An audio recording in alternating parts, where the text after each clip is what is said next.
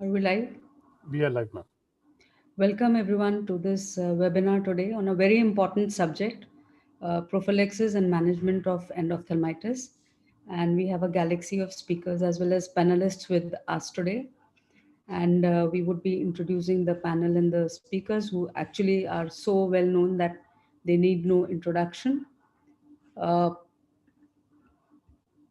We have our esteemed speaker, Professor Dr. David Chang, who's in ophthalmic practice in Los Altos since 1984 and founded the Peninsula Eye Surgery Center in 2005.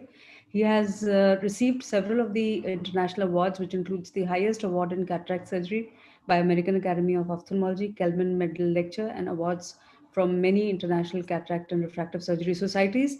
The list is endless, and we could go on and on over the list. In 2006, Dr. Chang became only the third ophthalmologist to receive the Charlotte Bayer Award, honoring the outstanding clinical faculty member at the UCSF Medical School. He served as a president 2012-2013 on the ASCRS and is on the executive board of the ASCRS. He chaired the American Academy of Ophthalmology Cataract Preferred Practice Pattern Committee and co-chairs the ASCRS Foundation and received the prestigious AAO Humanitarian Service Award in 2019. He has authored several of the best-selling textbooks on cataract surgical techniques for ophthalmologists and has conducted numerous instruction courses and has a large number of publications to his credit, some of which have changed our practice patterns. He's been regularly voted by his peers into the national edition of Best Doctors in America and is listed by the Baker's Review as one of the top 39 ophthalmologists in US. And he's been named in every biennial list of the top 100 most influential people in ophthalmology as voted by the international readership of the ophthalmologist. And he's going to be talking to us about role of intracameral moxifloxacin in cataract surgery for endophthalmitis prophylaxis.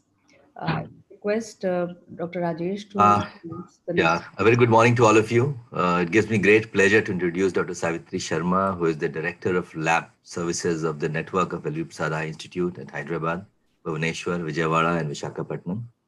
She joined L.V. Prasad Eye Institute in 1991, and since then she has established the ocular microbiology and clinical pathology services of the institute to such a high level. She is a recipient of several grants from so many different institutions, and she is involved in the development of Vision Chip under CSIR. She has been the editor-in-chief of Indian Journal of Medical Microbiology for 2 terms and president of Indian Association of Medical Microbiologists in 2008 and 9, and president of Society for Indian Human and Animal Mycologist in 2012-2014. She has received 22 awards and honors from various national and international associations, and she has authored a book on ocular microbiology and has published 16 chapters and 223 papers in various journals. She will be talking on microbiological and operating room protocols for endophthalmitis prophylaxis today. It is my pleasure to introduce the next speaker, who's a very close friend of mine, and also we are batchmates from RP Center in the same year, Dr. Malika Goel. She's senior consultant and heads the retina, vitreous, and uveitis services at Apollo Eye Hospital, Apollo Health City, Hyderabad. And she has extensive experience of more than 20 years in retina, vitreous, and uveitis services and has treated several of the Indian and international patients with varied complexities in retina, vitreous, and uveitis pathologies.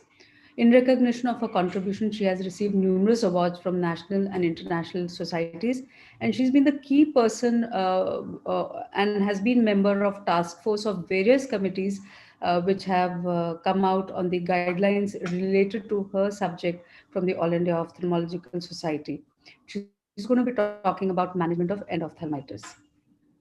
We have esteemed faculty members in the panel as well. We have Dr. Haripriya Arvind, who is Chief of Intraocular Lens and Cataract Services at Arvind Eye Hospital, Chennai.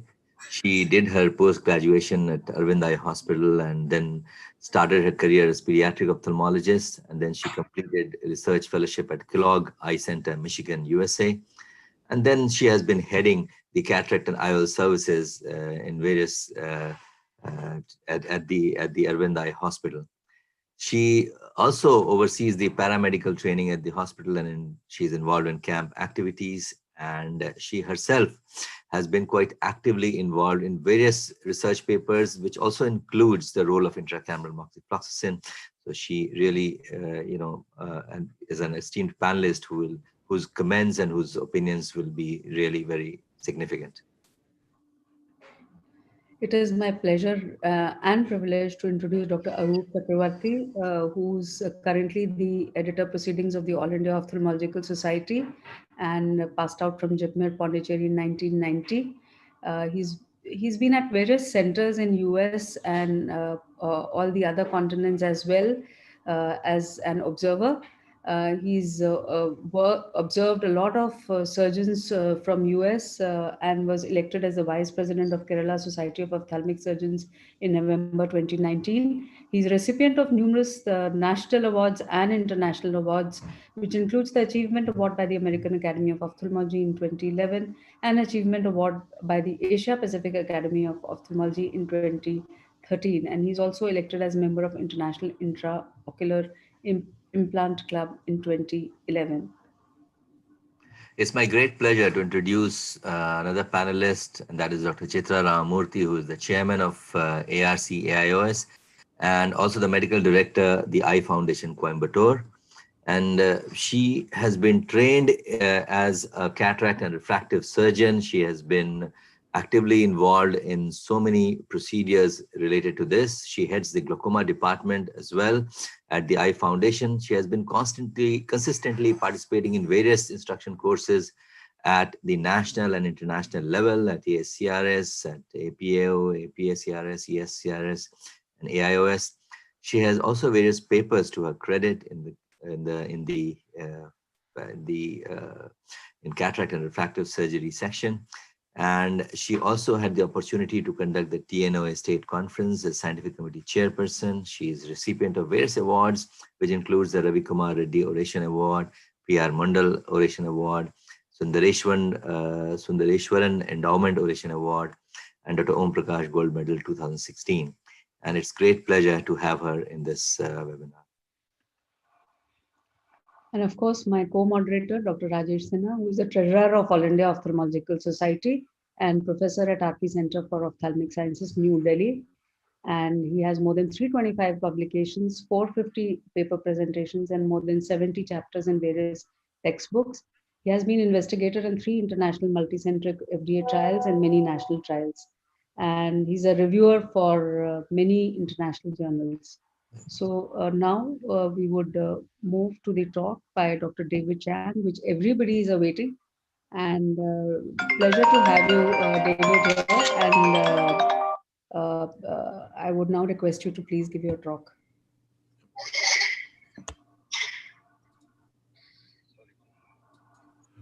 All right, well, it's so nice to be with you today, and I'm honored to give this talk on a very important topic of surgical antibiotic prophylaxis. I have no financial interest in these topics. We know that intracameral antibiotic prophylaxis is a controversial topic.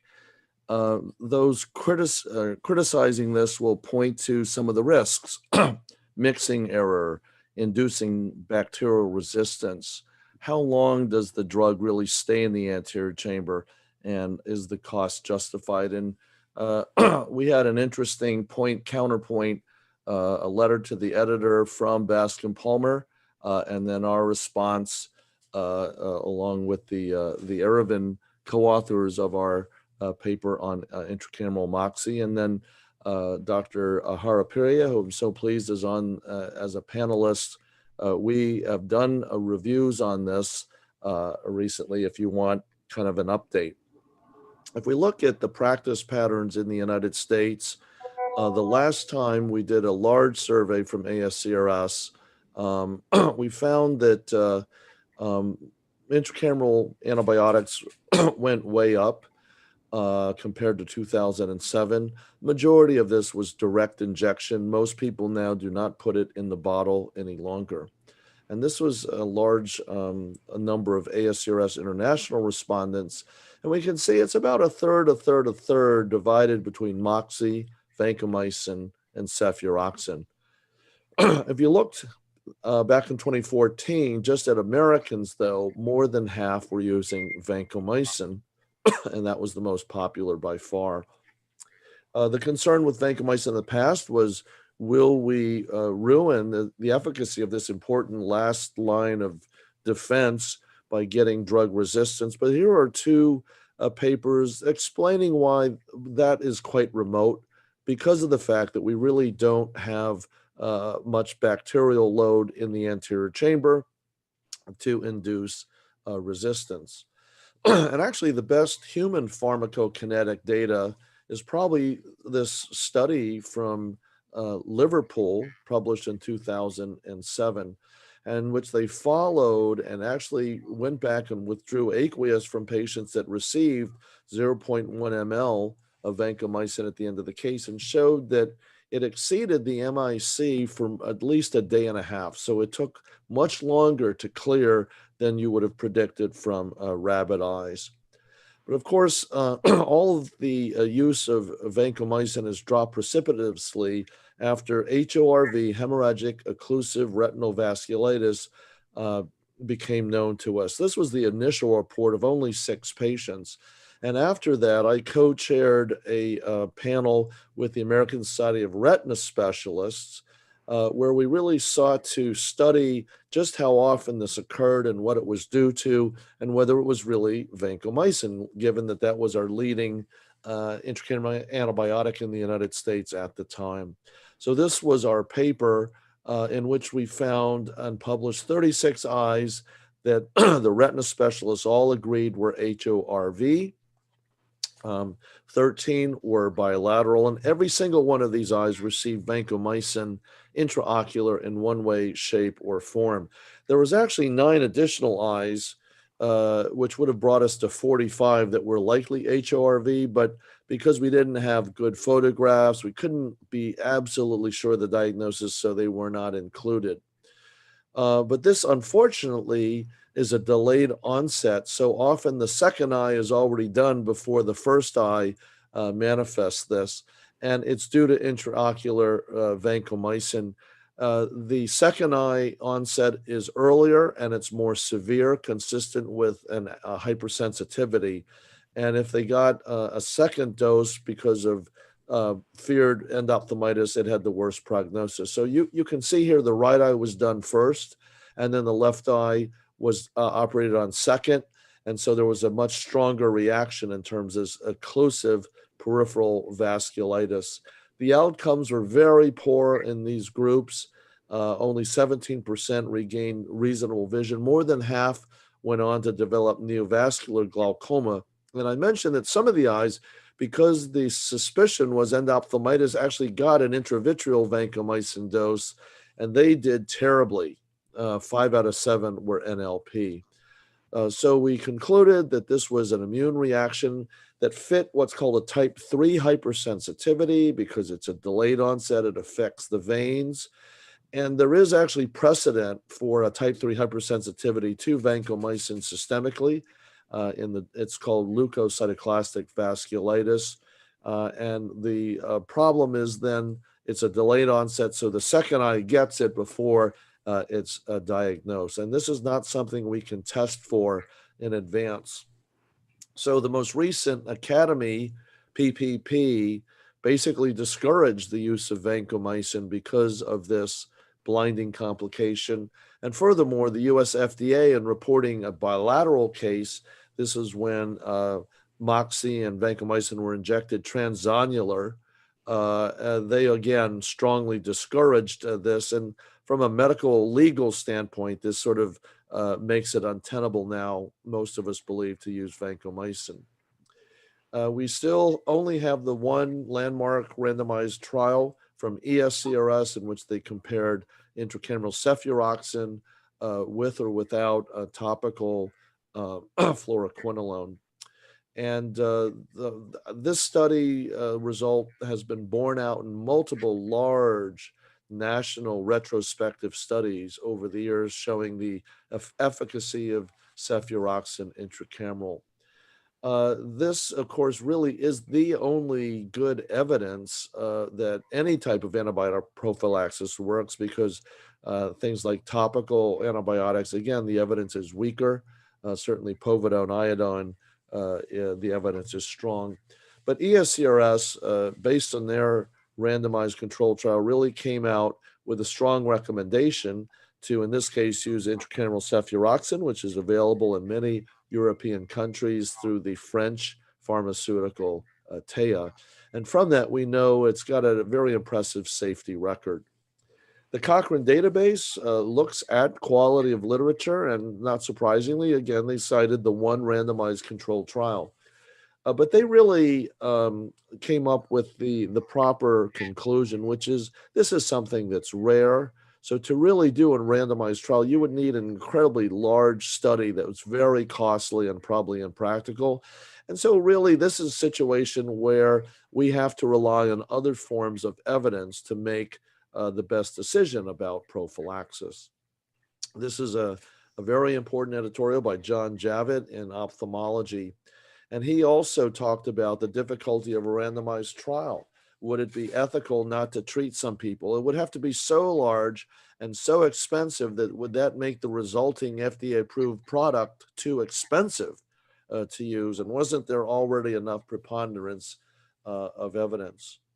So again, you'll hear from Dr. Harapriya as well, who was delighted to be able to collaborate on a number of studies done at ARAV. And this was the first, and it was in that same issue of the Javid editorial that this was published. And this was looking at manual small incision at one Erevin Hospital, Madurai, a little bit more than a year's time. And I think the advantage of this is that in just a year's time, essentially, you know that nothing else was changed, just the routine use of intracameral moxifloxacin. And there was a very strongly significant reduction in endophthalmitis. So this is just showing the numbers, very large numbers in roughly a year's time, 30 cases dropping to 6 cases. And this was using the Auromax from Aurolab, and this is approved for intraocular use in India. So we concluded that in situations where there was concern about certain practices like multiple patients in an operating room, but certainly in our camp outreach settings where conditions are less than ideal, this is such an inexpensive method, and we showed the value of it in the manual small incision. The data was strong enough to then convince the leadership at Erevin to institute this in all cases at all of their more than 10 hospitals at the time. So we, by the time we got to 2.5 years, we published that data here in this study in ophthalmology. And we continued the study till we had 8 years of data, and that was 2 million surgeries, 1 million consecutive with intracameral moxifloxacin. And this was published just a year ago. Now, this is an impressive graph because every single one of the bars is a 3-month period at all of the Erevin hospitals. So each of the blue bars is without antibiotic. The orange bars are with routine intracameral moxi, and the yellow bars are during that transition period of about a year when one at a time different centers would transition. So during that year, some of the cases were done with and without intracameral moxi. And you can really compare any of the blue bars and any of the orange bars and see that it was statistically significant. And then look at the massive numbers, 69,000, 72,000 in just 1 quarter. So to put this in perspective, the entire ESCRS trial was only 16,000 patients.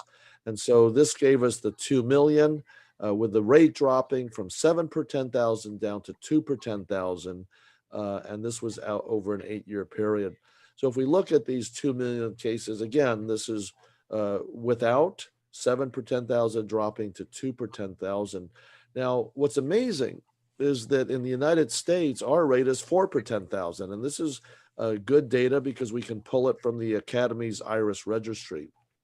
So it's higher than it is at Aravind, despite the fact that as part of their mission to be efficient and cost effective, they reuse many supplies and do all sorts of operating room practices that we're not allowed to do in the United States because of what? The risk of surgical infection. Now, if you look only at manual small incision, the superiority, the efficacy is there. It's even more obvious with phaco. And what was interesting with this many patients is we were able to get a large number of people who had posterior capsule rupture, even though their rate was still less than 1.5%. We have more than 28,000 cases with posterior capsule rupture. So now if you look at them when you did not use an intracameral antibiotic, the rate jumps 7 times from 6 per 10,000 to 43 per 10,000. So losing the posterior capsule is a barrier. With or without vitrectomy, the rate of infection goes way, way up. Now, what happens with the group that routinely got intracameral moxie is a similar number of patients. So the rate still goes up. It's low and it goes up to a higher rate when you break the capsule, even with intracameral moxie. But you can see that the rate is less than half in terms of when you have that complication without intracameral moxie. So one of the conclusions was, even if you're not going to do this routinely, if you break the capsule, do a vitrectomy, you really should use intraocular antibiotic at that time. We can talk about why it is that the rate is still high here, but we have to consider that they were injecting 0.1 ml of moxie into the anterior chamber. And once you do a vitrectomy, the concentration in the eye now is much, much lower than it would be in an uncomplicated case. And perhaps it was really underdosing in those cases. Now, we also looked at routine cases that were uncomplicated because one could wonder, is the efficacy really all because it works so well in complicated cases? So these are uncomplicated cases, and you can see that the rate is still, maybe 4 times lower when you add intracameral moxifloxacin. With phaco, it was 6 times lower, looking at phaco alone. If there's reoperation, such as a secondary IOL, again, the rate is much higher in terms of endophthalmitis. Intracameral moxie lowers it. And again, many of these patients did not have a posterior capsule. If you look at the world's literature, the importance of these Aravind studies, really, number one, it's because for moxifloxacin, it's the best data. But number two, when you do retrospective trials, of course, the concern is how many other things were introduced that are variables that could have also affected the endophthalmitis rate. And so you want to have a lot of cases in a short period of time. And that's what was shown here. And then, of course, now it's just large numbers of data and just the largest cases. So if you go back to the Cochrane review, randomized trial, you're doing a randomized trial because you're trying to isolate just the one variable, intraocular moxifloxacin. But as I showed you, the Aravind data shows whether you look at just 1 year at one hospital, you look at 2.5 years at all the hospitals, you look at 8 years all across the hospitals, the numbers actually didn't change. And there's basically a 4-fold reduction in endophthalmitis, and it's lower when you do phaco. And beyond what we are achieving in the United States with all of the expensive regulations that require throwing everything out after a single use. So I think it's the best evidence we literally have now regarding efficacy. And, of course, this also provided safety data as well. This is an in vitro study, which is very interesting because they looked at models and compared the 3 drugs for intraocular. And one of the things they point out is that resistance is really, even if you have resistant organisms, these drugs work because of the very high concentration. To determine that an endophthalmitis isolate is, say, resistant to moxifloxacin, you look at the the 90% kill rate, the MIC90. And then you look at a chart and you see what's the systemic level that's usually achieved in the bloodstream by oral moxifloxacin. And then you decide, oh, based on that, it's resistant. But what that doesn't capture is what we're doing in the eye, which is injecting a huge concentration. And so when you look at data that says this isolate is resistant, you got to realize it's tested not really in the same context.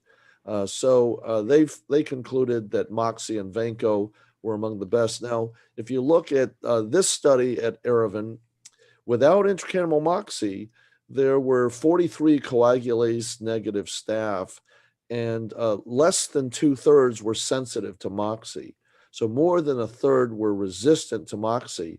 So you would expect then, well, does that mean that we didn't really affect that with the intracameral Moxi? And yet we did. We dropped this, basically more than 8 times lower. And that's the effect of the very high concentration, therefore. This was a recent meta-analysis published 2 years ago, looking at all the studies over 2 decades. It included the 600,000 publication from Erevan. And this is just showing that on a relative basis, Moxi and Vanco were the most effective agents in terms of efficacy. But they concluded that all of them had minimal toxicity at standard doses, that Moxi kind of had the best safety record and had a low toxicity profile at all of the concentrations.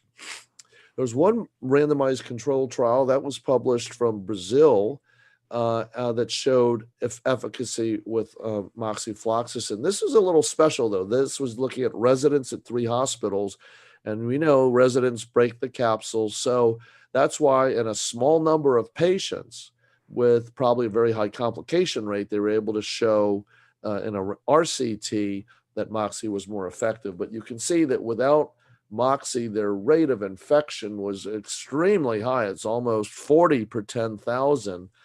So I'm not sure what was going there. It must have been a very high complication rate, which was about 8%. We know in the United States, probably the reason we don't have numbers like Erevan's is the fact that still about half of the American surgeons don't use any type of intracameral or intraocular antibiotic. So this is from our 2019 ASCRS survey. But of those that do, moxifloxacin is clearly in the lead, and vancomycin, you remember from 2014, 5 years earlier, vancomycin was more than 50%. So that reflects HORV. And if you look at US versus international, this is international respondents, again, reflecting where cefuroxime was available in Europe and the Middle East was more commonly used. And then this is a study that we published last year, also done at Erevan, where we did a randomized trial, but bilateral, where one eye of a patient got a higher dose, one got a lower dose. And we actually looked at endothelial cell counts and found that there was no difference. So therefore, the higher dose, which was being used, appears to be just as safe. And of course, if they're equally safe, use the higher dose would be the logical thing. This is looking at how we do this in the United States. Now, we use Vigamox because it is unpreserved. You have to be careful because none of these bottles were formulated for intraocular use. We have to be sure that there's no contaminants or anything there that could cause a TAS. So a generic topical moxifloxacin in the US does cause TAS. But these are some of the papers that show the safety here. Many of us use moxifloxacin compounded by pharmacists at either the higher dose on the left, that's what was used at Erevan, or a lower dose. Steve Arshinoff has sort of published his formulation in which he dilutes it, but then injects a larger amount because he wants to be sure that you get the full amount. So there's basically 3 ways to get this dose. And what we're really trying to achieve is about 1,000 micrograms per ml. You figure that the aqueous volume in a standard size eye after the IOL is about 0.5 ml. So you can get that 500 micrograms either by 0.1 ml of Auromax or Vigamox. This is Arshinov injecting a larger volume of diluted. And for those of us that use 0.1%, you're doing basically an entire aqueous exchange, trying to achieve that similar method. So if you go back to this survey, why are people not injecting intracameral in the United States? The number of people that aren't convinced that it works had dropped by 2014. I think nowadays that's even much lower. So really, for many people, it's the risk of TAS from mixing.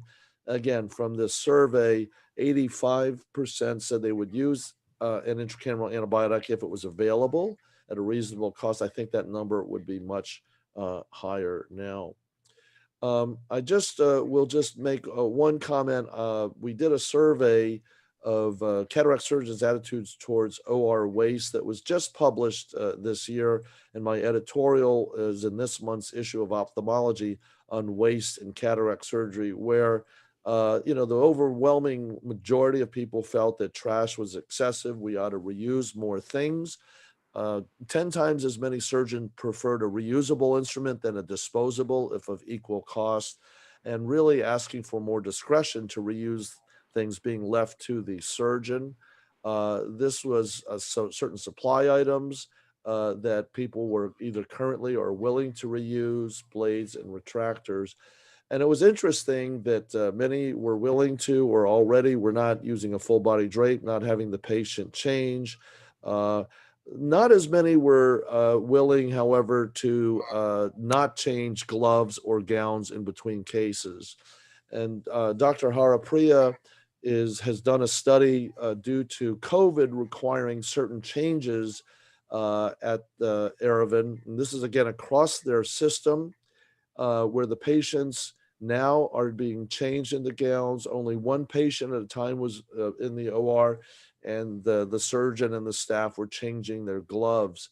And you can see during these time periods, very large numbers. And so the question was doing these things which are instituted for viral transmission, did that also lower the endophthalmitis rate? And the answer is it did not. And we're working on a public that. So with that, I'll thank you for your attention, and I look forward to the discussion. So thank you, David, for such an extensive talk. I think nothing was left after your talk to talk about intracameral moxifloxacin, which is still the hot topic today. And thanks to the contribution from Arvind Eye Hospital, Dr. Harpriya Arvind, as well as Dr. David Chang, who've just changed the way we now do, way we now tackle with prevention of endophthalmitis. So I believe there was a study which was started by ASCRS, or was to be started by ASCRS, where they wanted to do a very large randomized control study. I remember about a year ago. And has that study started, or is it in pipeline, or what is the status of that study? Yeah, we still haven't studied it. This is so expensive that we're trying to get funding from the National Health Service called the National Eye Institute. And we're still working to try to find a manufacturer that will go through everything, because this study would certainly solve once and for all whether this works. It's an RCT. And the problem is that we would need about 75,000 patients randomized, which is just a huge number. And the question is how to pay for that study. So no word yet on whether we can actually pull it off. So you are absolutely right. Randomized studies are not required, and we have initiated a randomized control study at our center, which is RP Center, and it is a tertiary apex institute at Delhi. And we have recruited about 7,500 patients already. And because of the COVID, it took a little setback. But I'm sure it'll pick it up again after the COVID thing, subsides. And just to say about the various formulations available with the Cipla company, the sponsors company, we do have moxifloxacin singules available. So just like unims, you can, actually use them intracamerally as well. So that was one thing which is preservative free. What's the So concentration of that? Do you know? yeah, it is the same as Vigamox from, Vigamox. yeah, same concentration as Vigamox. Mhm. So, Rajesh, do we have any questions on the moderators panel, or the panelists would want to comment, Dr. Arup? Yeah. So, David, as usual, it was a wonderful presentation and very few doubts left. But I have one question for you. We still have people who tell us that we have been perfectly happy with the post-op outcome. We have not had any endo cases for the last 10 years, and we have not been using intracameral antibiotics. So, what would be your answer to them? Well, I think that this comes in waves and it's a sporadic thing. And I think this is where big data helps us. You need large numbers to capture an incidence of something that's extremely rare. And whenever you look at all the studies with big data, it's like 19 will show an effect and one doesn't, type of thing. And then, so I'm talking about all the large randomized trials that have been, all the large retrospective trials that have been published throughout the world. So unfortunately, none of us in our own practices, in our own hospital, can see data of that size. And that's why having this electronic record at Aravind is so valuable. And, perhaps I'll ask Dr. Harapriya to comment, because they not only do they see the numbers, but, endophthalmitis still sticks out to every cataract surgeon. And I think their impression was pretty decisive when they saw the trend. Yes, yeah. Thank you again, David, for that excellent talk. And as you said very early on, so we started on the camp and free patients because endophthalmitis was higher with the SICS technique. But we saw the effect so early. So that's where I think David was visiting India for the APACRS meeting, and then we discussed this, and that's when the first paper came out. But the difference was so obvious, we just rolled it out to all our hospitals and the phaco patients as well. So I think the intracameral moxifloxacin, one reduces endophthalmitis, but it also kinds of makes it a little less aggressive, less severe. So especially most of the endophthalmitis we see, of course, is sporadic, but there could be instances when you could have a cluster as well. It could be things like you have some high endotoxin level with some consumable which we use. And we have seen that not just endophthalmitis, but even our incidence of postoperative iritis, inflammation, which we would have, some patients would come back after 2 or 3 weeks after surgery. That is also definitely reduced after we have used intracameral moxifloxacin. So it's probably effective in different ways. And those where we do have the endophthalmitis as well, the culture, most of them are culture negative, it is more sterile, but we label it as endophthalmitis because they might have received the vitreous stab. And the outcome also is definitely better. So I think it makes the infection also less severe. So since you are seeing the benefit of use of this practice, we have made this mandatory in all our hospitals. All intraocular surgeries today, we give intraocular intracameral moxifloxacin. I just want to say one thing in continuation with what Dr. Arup said, because there's people who don't advocate this thing. They say that there are a couple of studies which have shown that, when vancomycin was used in bottles, there was some increase in the retinal edema. So if you say that there's a PCR and you inject a intracameral drug, so the whole eye is a single chamber now. So will the chance of retinal edema increase if you are putting anything inside the eye, if there's a PCR? And before Haripriya takes over, another question for Haripriya. Did you feel that there is some sort of an anti-inflammatory effect of intracameral moxifloxacin, reduce flares, cells, pigments, etc. in second or third post-operative visit? Yeah, not in the immediate post-operative period. That I think that does not really matter. But we used to have some of our patients, like say about 1% of our patients used to come back a little later with late iritis, especially when we use HPMC and SICS large tunnels. So some of them used to come back with iritis inflammation at 3 weeks post-op, when we used to taper the steroids. That has reduced drastically. So I Very think interesting. that probably was a milder form. There was some endotoxin in the eye which was flaring up once the steroid dose came down. And that, I think the Moxie is also taking care of that. Yeah, so that probably is helping in the inflammation as well. There was another thing that I just wanted to say. In Science report, if you see 2019, there is a study on, in vitro effects of moxifloxacin and vancomycin and cefuroxime, where it did show in vitro that moxifloxacin is toxic to the retinal vascular cells. I don't know if, so that was a little, surprising that it showed that. Maybe clinically it doesn't manifest, but in vitro studies in Science report in 2019 article did show it. Namrata, I would like to say that even for management of endophthalmitis, we do give intravitreal moxifloxacin. So it's not really toxic, and the dose is also 200 to 400 micrograms. So this would not be toxic. So, okay, in vitro, it might have been shown to be toxic, but clinically it is used Yeah. for So management. yeah, that's what I think. Maybe that is not, clinically manifested, only seen in vitro studies. To answer Dr. Aroop's question, whether it can cause retinal edema, well, these antibiotics are not known to cause retinal edema whenever we use for intravitreal indications. In themselves, they do not cause the edema. I just wanted to add another point. We tend to get overwhelmed by intracameral moxifloxacin.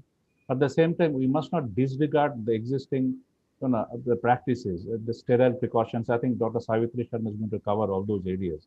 So it is not to say that you can rest assured that if you whatever you do in the theater, your sterile precautions, adhering to them, they have to be done.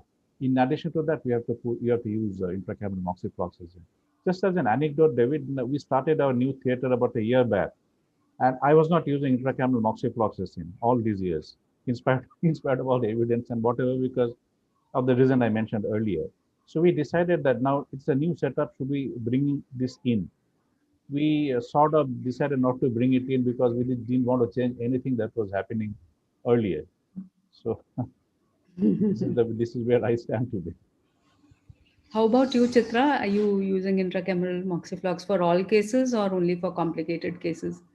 I use for precedent situations. Whenever we do vitrectomy, I'm talking about routine cataract situations. I've not yet started. Chitra.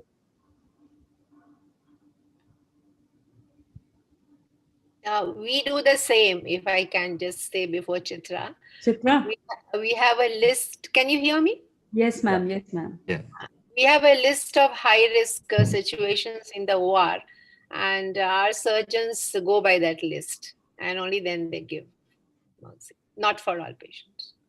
As a very theoretical question, if I've also felt what Haripriya said, that giving intracameral seems to have some kind of an anti-inflammatory role, in the sense eyes are so much quieter.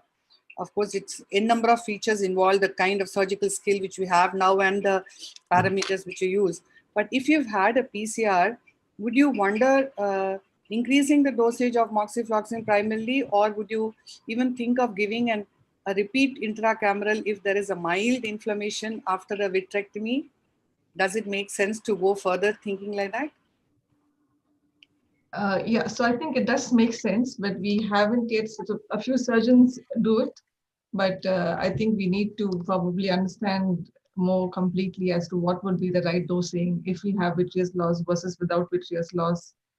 If he plays an AIOS. So I think all those questions we need to clarify, but we are thinking on those lines to see if we can come up with something when we have a poster capsule tape. But I think, during the transition period, we had many surgeons would forget to give intracameral antibiotics after a poster capsule rupture. But once it became the norm and all surgeons used it for all cases, it definitely helped in eyes with complications. And the eyes with highest risk of postoperative endophthalmitis are eyes which go in for secondary sutured IOLs or like scleral fixated, iris fixated lenses. So they are very high risk. So I think all secondary procedures also would also benefit if they receive intracameral antibiotics. Another question for Dr. Haripriya David. I mean, okay, what is the method of injection of intracranial monoxide? There are so many ways it could be delivered in the anterior chamber. So what is it that you recommend? And what is the preferred practice? So Yeah, so David, okay, any of you? I mean, both I'll of go you. first. I'll go first. We are using the same concentration as Auromax, which is 0.1 ml. So I think when you do that, you have to make sure that your wounds are well sealed. You test that the eye is firm, and sort of the very last thing you do is you put your cannula in, you maybe burp a few drops out, and then you inject it in. The benefit is that what you put in, you know exactly that amount. Now, there are other people that use the lower concentration, and they like to inject, pull up, 0.3, 0.4 ml. And if you've ever injected into the eye, it takes a long time to inject 0.4 ml. And, they just keep injecting. Some of that washes out, but you're just, their feeling then is you assume there's some leakage and you have that whole amount. I think most of us, we try to inject it toward the bag, toward the lens, kind of away from the cornea. Then you have the dilution, the toxicity would be that momentary, very high concentration. So I would just say don't aim it toward the endothelium. yeah. So this injection, the Auromax, which we're using, is ready to use. So it doesn't need any dilution. So we draw in about 0.1 ml of the drug, 500 microgram. We use a tuberculin syringe, and as David mentioned, we would form the anterior chamber where we'll hydrate the paracentesis and then inject it. Sometimes if you have a large side port like an SIC tunnel, you may not be able to go right into the bag towards the IOL. So we find that we inject only at the tunnel into the anterior chamber. And that seems to work well too, because we have so many surgeons across the spectrum in training, surgeons who are experienced, and we find that this works in all their hands. So I think having it in the eye, in the anterior chamber works fine. So even injecting it at the tunnel makes sense, as long as we don't leave the chamber shallow after injection. So you want to hydrate the side port well and then inject this finally. What about flushing the bag? I know some of my colleagues, they deposit the entire solution in the capsular bag. So that I think is good if, like, as David mentioned, the Steve Ashnoff's suggestion of using 0.3, 0.4 ml. If you have a larger volume with lesser concentration, one could go do that, because you need that kind of volume to insert your cannula into the bag and then retract it. You have to have continuous fluid. With a 0.1 ml, that may not be adequate. So with having discussions with Dr. Ashnoff, we were considering whether we should move to his suggestion. But we realized our outcomes, our endophthalmitis rate in 2019, it was about 1 per 10,000, 0.01%. So we found the current practice is working well. So we didn't want to confuse all the surgeons and the operating room staff. So we continue to do what we are doing. But if one does want to do a wash of the capsular bag, I think a higher volume, lesser concentration would work better. There's a question on the YouTube channel that's for Dr. Harpriya, and I think probably not related to this, but they want to know that do you, for one-eyed patients, would you do a conjunctival swab or you will not do? I think that is a question which everybody will ask. We have stopped it. Yeah, we used to do it earlier in the past. Now we don't do any swab for any patient. Unless anybody does conjunctival swabs for one-eyed patients. No. I think that practice has completely stopped. And so when we did a survey from the All India Ophthalmological Society and we published it in Indian Journal of Ophthalmology also, only about 1/3 of the patients, 1/3 of the surgeons were using intracameral moxiflox and 2/3 were not using it. And surprisingly, a lot of people were giving systemic antibiotics as well, which probably have no role, almost to the tune of 30%. So we had the practice patterns that we showed in our part of the world are a little different from the practice patterns which are there in the Western world. I just have one query that, there are a couple of articles on double preparation by betadine. So do you follow that, Haripriya? Yeah, we do. So we do apply. That's, I think, extremely important that we have good evidence to show the effect of povidone iodine. So we do apply povidone iodine on the adnexa 10% and the conjunctival cul-de-sac 5%, once in the block room and once again on the operating room table with 3-minute contact time. I think that will also help in the COVID times, Yeah. because povidone iodine is going to Only kill the virus. the only problem with povidone iodine can be if it has been there for long. It does reduce your visibility during retinal surgery, at least. Yeah. So I've had situations where I've had compromised visualization. So cases planned for phaco-vitrectomies, we also do quite a lot of them. And I prefer to limit it only for just 3 minutes. In cataract cases, it doesn't really matter, but I mean, of course, it should not be more than that. But many a time, epithelium has to be peeled off. So that is another new consideration that comes in. Even with peeling of the epithelium, the visibility does not remain. I mean, it improves. It improves than what it was before. David, how have you changed your cataract surgery pattern in the COVID times? I think many people would be interested in knowing, though it is not directly related to what we're talking today. Yeah, I argued that we don't need to routinely test people because we don't believe there's aerosolization. Actually, in JCRS, I should appear online almost this week, is a study from Dr. Vasavada's group. And it was interesting because they were able to use an imaging study to look at forward air transmission from patients in an eye clinic as well as in an eye OR. And, obviously masks help, the slit lamp shield helps, ventilation helps. But the one thing that they did show is that even with the tight mask, there was leakage across the top of the mask that you could really reduce by putting tape across the top of the masks. So it appears that that simple, inexpensive thing, taping the bridge of the mask, does help. And so we've been doing that both in the office and in the operating room. We used to not pull the mask up over the nose because we didn't want to get the povidone iodine in the patient's mask. But now we tape it and we just, don't prep onto the mask. The only other thing that I've done differently is we've kind of eliminated the first post-op day visit unless usually there's a toric lens, which I usually like to check. And that's cut down a lot on the crowding and the visits. And we just do a telehealth checkup. We're probably missing a few high pressures, but we haven't seen any complications of that yet.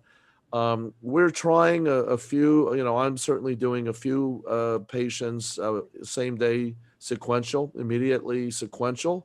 If it looks like it's just tough to get them in and so forth. So those are sort of the few things we've done differently.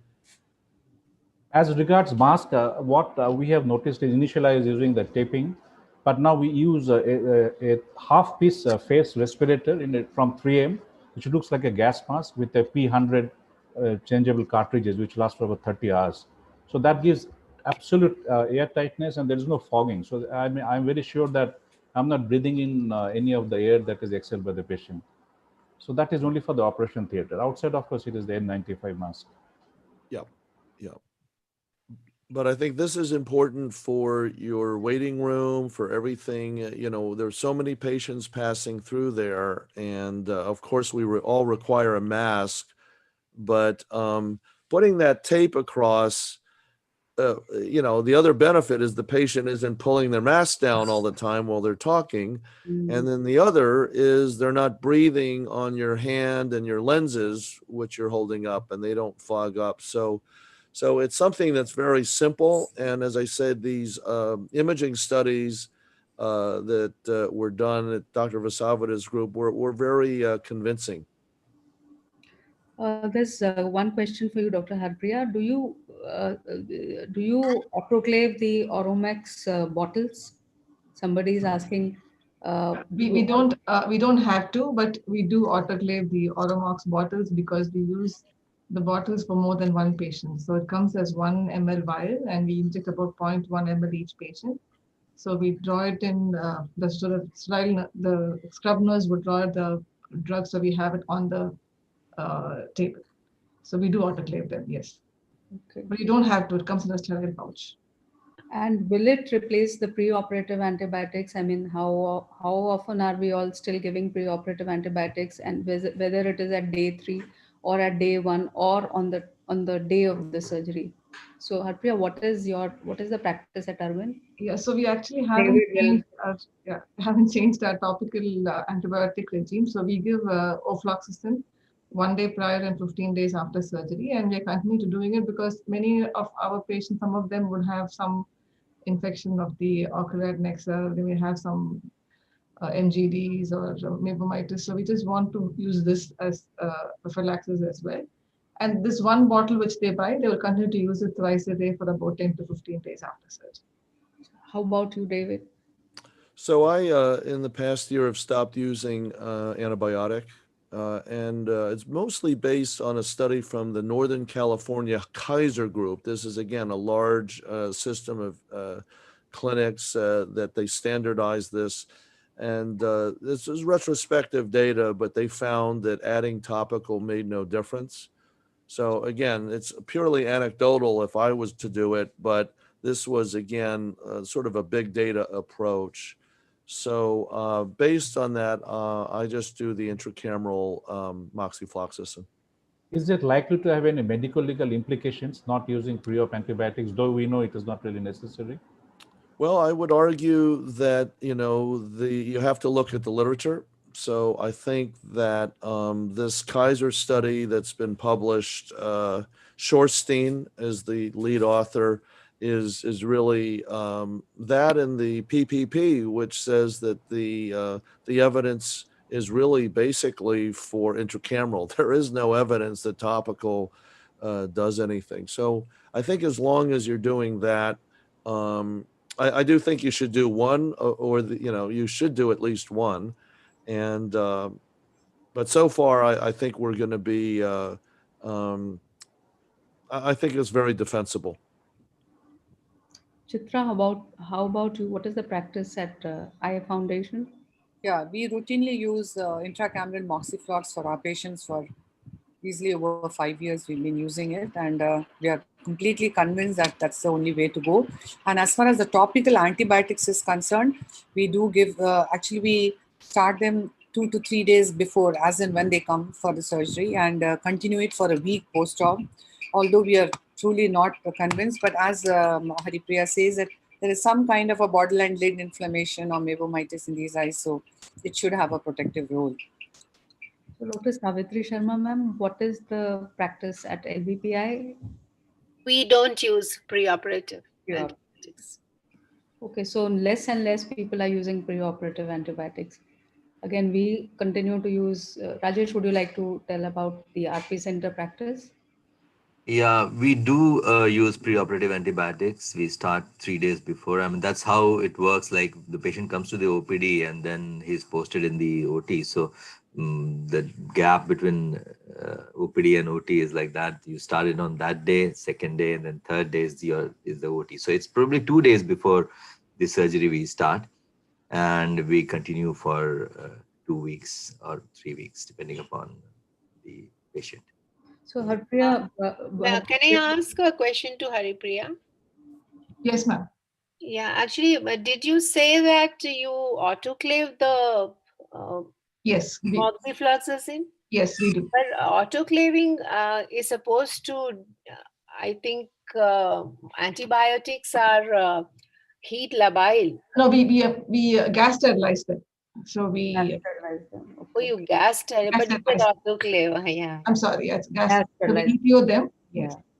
The question was autoclave, but we have But what I meant was Yeah. Okay. One more question, Harpriya, for you. You said you use preoperatively Oflox and then intracameral Moxiflox. So why do you want to, change two drugs, and why not use the same drug, pre and intra? I mean, Yes. you're using Moxiflox. So, I mean, I don't know what is the rationale. So somebody has asked this. Yeah, actually, it's I mean, as we know, the chance of having resistance to an antibiotic is more with topical medication than intracameral. Intracameral is a small bolus and a small concentration. So we want to, and Moxi as the established drug, it's been time tested, and that's what we use intracamerally. But topically, we try to reserve the Vigamox and the Moxi for patients who, where we really need it, like in endophthalmitis, then there we shift to moxifloxacin. But we have been using ofloxacin for many years now, and that seems to be working well for us. So we are trying to save the Moxi instead of using it in a large scale of patients and increasing the chance of resistance. My impression that ofloxacin is less burning, causes less burning and stinging than moxifloxacin. Okay, I didn't know that. Hyperemia also, moxiflox causes a little bit of congestion. For the same reason. I think we would, with this, move on to the next talk by Dr. Savitri Sharma, and she's going to be talking about microbiological and operating room protocols for endophthalmitis prophylaxis.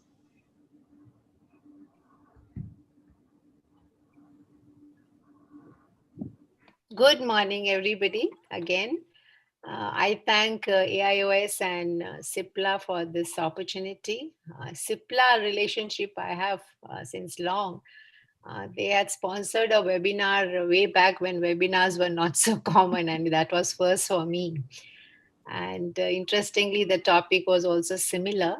So I hope I'll do justice to this topic, and it will be useful to the listeners. I would like to echo what Arup said during our discussion, that intracameral prophylaxis cannot be the first line of prophylaxis. It comes after all the other things are in place in the operating room and for the patient. So with this, I'll share my screen.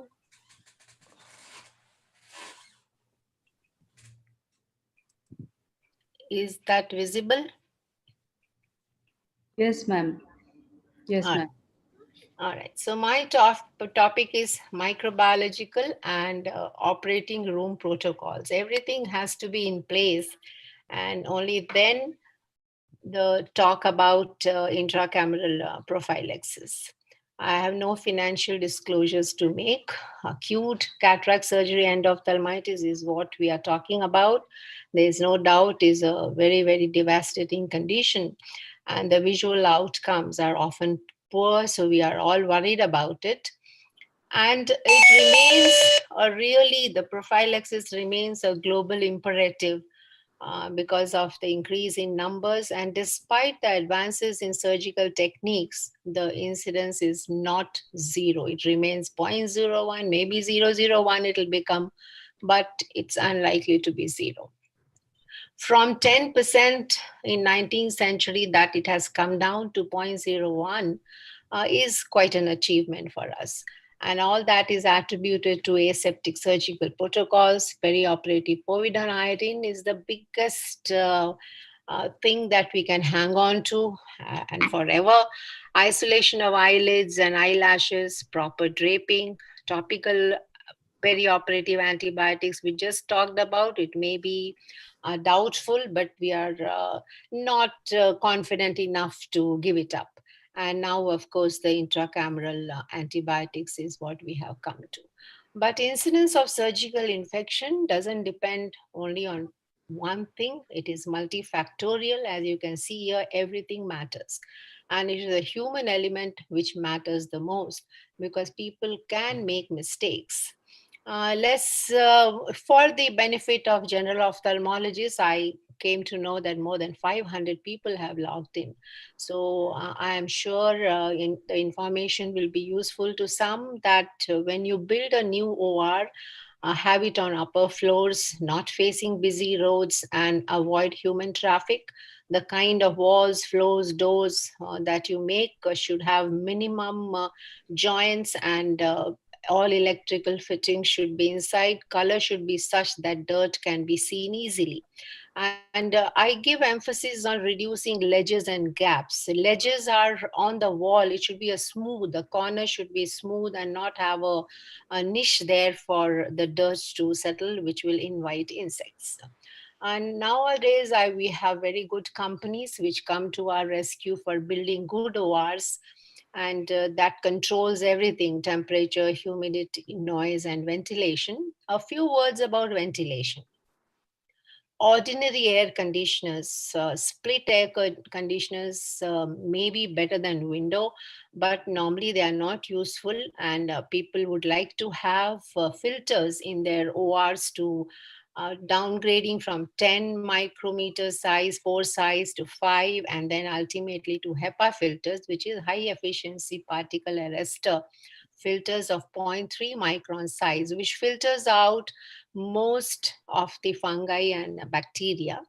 And volume exchanges are important. Positive pressure is important. And nowadays it's quite common to see modular ORs in most of the places.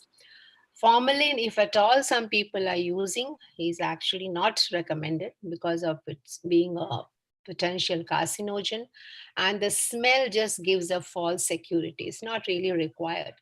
People have seen in studies that controlled air circulation is as effective as using formalin, so there's not necessary to use formalin.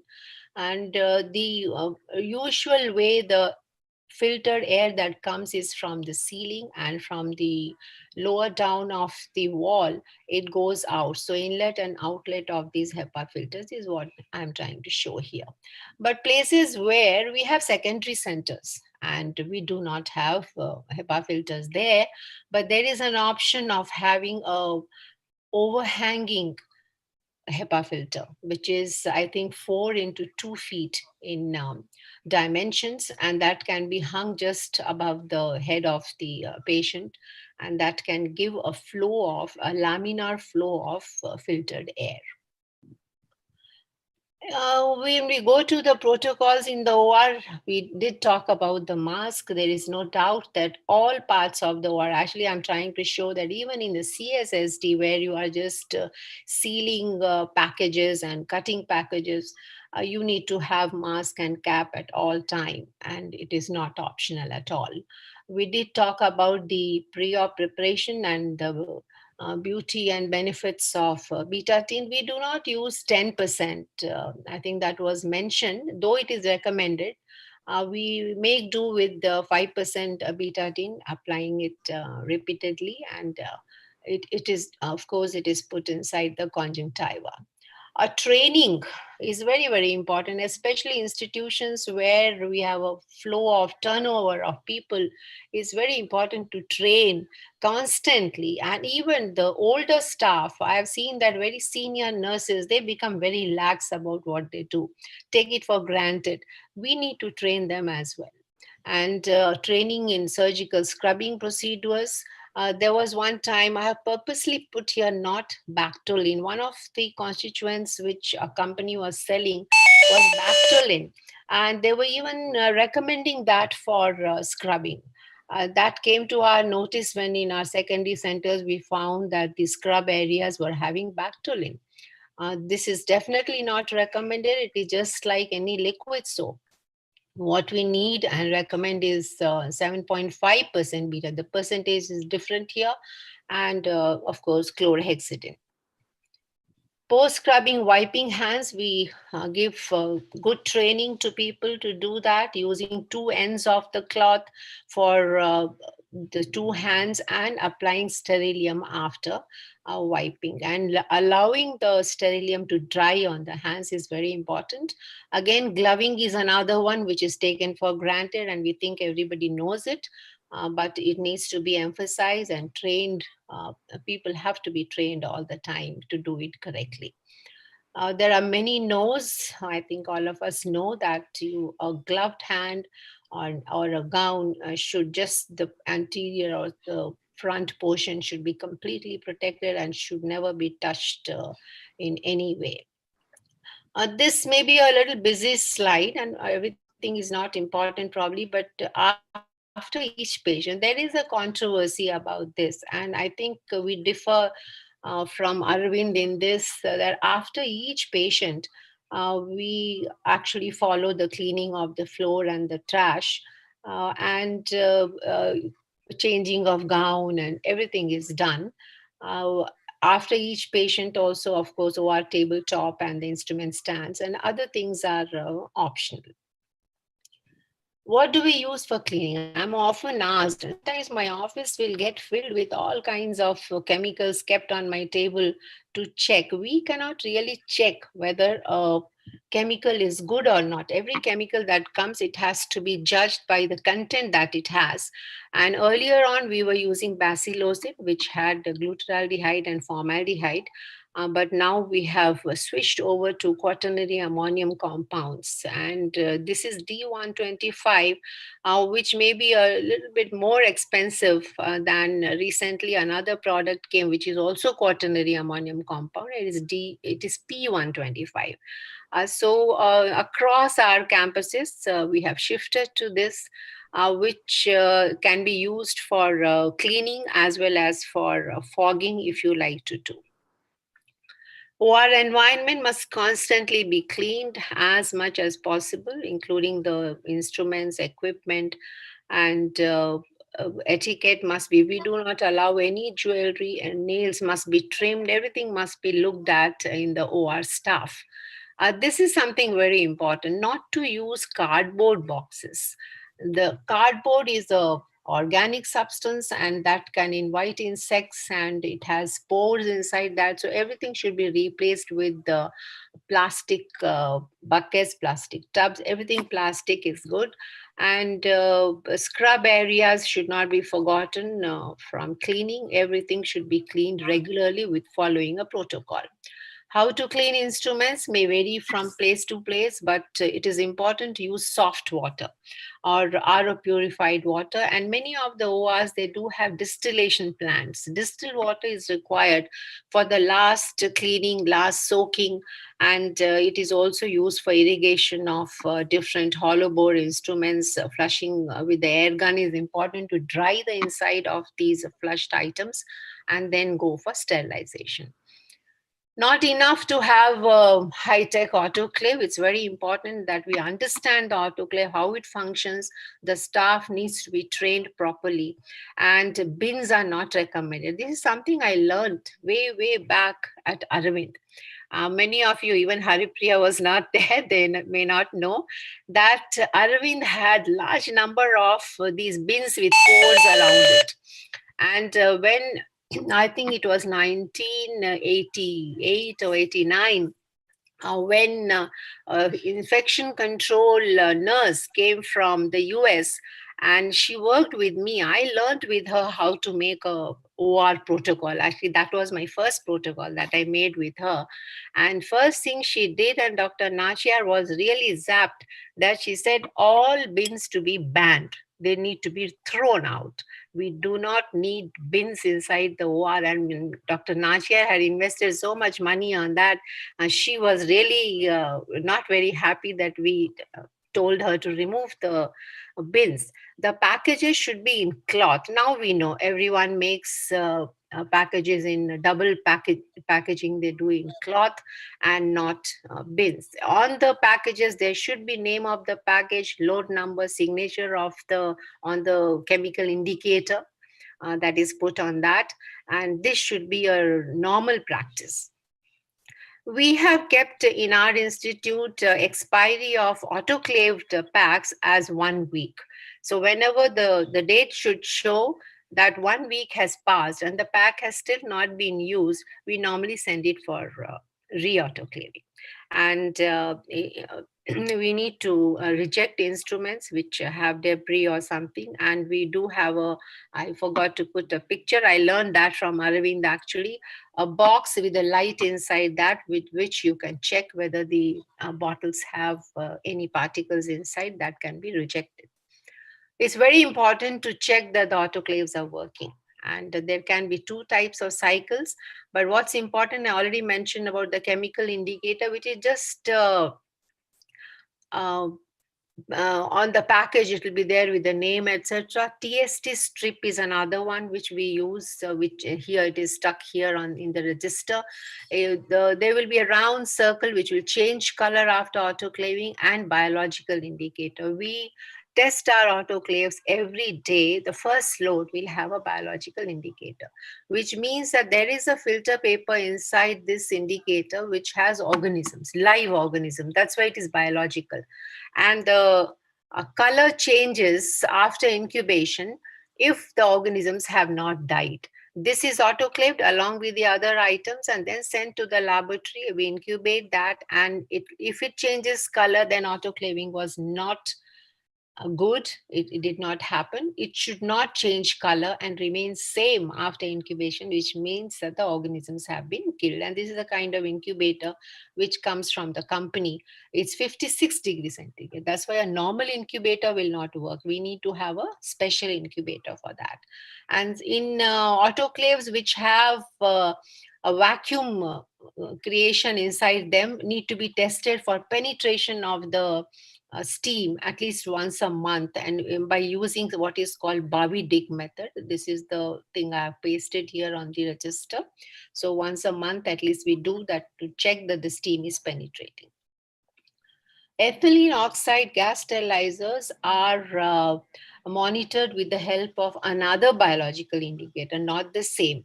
And here it is red in color, and the incubation temperature is 37. So there is a difference. You cannot use the same biological indicator for both autoclave and the ethylene oxide.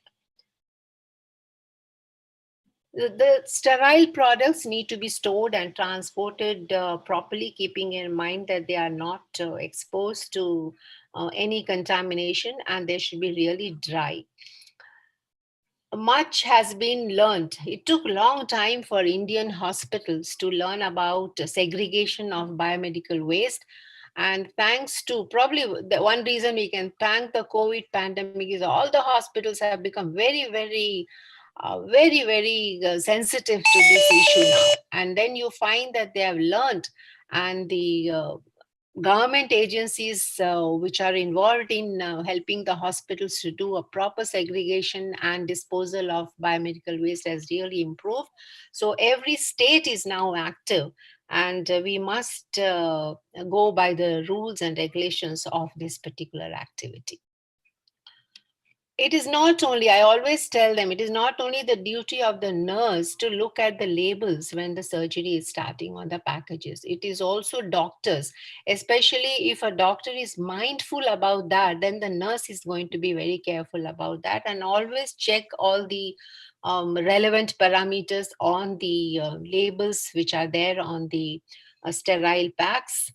And that goes a long way. Realizing a mistake later is of no use. We must do it initially. Now, may I switch gears to surveillance in the OR? None of these protocols are going to happen unless there is a very robust surveillance system in the OR. Somebody has to be watching. We all work better, look better, behave better when somebody is watching. That's a human tendency. So we need to supervise, closely observe, and keep checking. And the idea is to improve awareness of the staff, let them know that we are checking. And we have a system where daily a team of 2 nurses who have a list of parameters to check, they make a round of the operation theater every day. And then they make a report which is presented to the Hospital Infection Control Committee. The idea is that the discipline is maintained in the OR. Everyone is under the knowledge that they are being watched. Now, when we come to microbiological surveillance, actually, I would like to ask David maybe later on after my talk, what is done in the US. But in India, it is imperative to do microbiological surveillance. It is a legal requirement. Though if you read books, it says that microbiological surveillance is not required. A regular microbiological testing of the OR material or OR environment is actually not required. And I agree with that, because you need to do the cleaning and do the procedures and protocols rather than checking whether they are being done or not. But however, we do it, and we think it is important that whenever you start a new theater, you do it definitely when you have renovated, done some repair work in the OR, and to be done whenever there is an outbreak of post-operative infection in your OR. As I said, legally it is required, and since there are no guidelines, we have just decided on doing it once a month. And the material, there's no guideline what you should be collecting also. So we have made our own guideline of collecting swab from operation table, microscope handles, instrument trolley. People may object to, why do you want to test AC duct? AC duct is the area from where the air is going out, which is accessible to us. So I have put that in our list because I feel that they should clean that. And if you're collecting swab from that, they will definitely clean that, because that's something that can be neglected. And that will lead to cleaning of all other areas also. And the scrub water is also something we continue to test. There are fixed protocols for that, which will not go into detail, but a report is received in whatever test is done in the laboratory. The report is maintained inside the OR files. So it should be available. Even for NABH would like to see these reports, they must be maintained. Now, this is something we don't want to see. Any unusual or unexpected increase of a known hospital-acquired infection is something we really dread. And in our case, we include endophthalmitis as well as surgical site infection for keeping a track of the infections that are happening in our institute. Our aim, of course, is to make it zero. We do have a HICC committee. I'm sure every hospital has or should have. And our instruction to all surgeons is, whenever they have a suspected case of endophthalmitis, they must send one email immediately. And it should be addressed to the chairman, director, HICC chairman, HICC microbiologist, and operation room administrator, and the quality team. So everyone gets informed immediately, and the guideline is before 24 hours. Within 24 hours, the information must be just transmitted to everyone that there is one end of case. That's the form 1 that they have to fill up, which includes clinical details, staff details, and fluids and IOL and whatever has been used for the patient, all those details. And in secondary centers also, we have the same guideline is being followed in throughout the network. And then the administrators have to call and refer the patient to nearest tertiary center from the secondary centers, and microbiological investigations are initiated. The primary surgeon later on will collect the microbiology details and other information and fill it up in the form number 2, and also make a summary and send it again to everyone. The administrators, everyone gets actually geared up to find out all details. They submit the OR surveillance reports. They recall all patients operated on the same day, and a meeting of all is organized within 48 hours. All people, they must meet. Nowadays, we are meeting online. Even with the secondary centers, we just have online meetings within 2 days of endophthalmitis happening. And the purpose of this meeting is to discuss the details of the case, check all related documentation, and discuss the surveillance reports, and determine if there was any breach anywhere, and determine areas which may be requiring improvement. Now, none of these meetings are going to be helpful and complete unless there is proper documentation. So most important for any of these investigations is documentation. And that is why the whole of surveillance system that we have in place is to make sure that there is documentation happening. You cannot investigate anything without documentation. And to me, the next word, which is very important, is traceability. Unless you document, you cannot trace.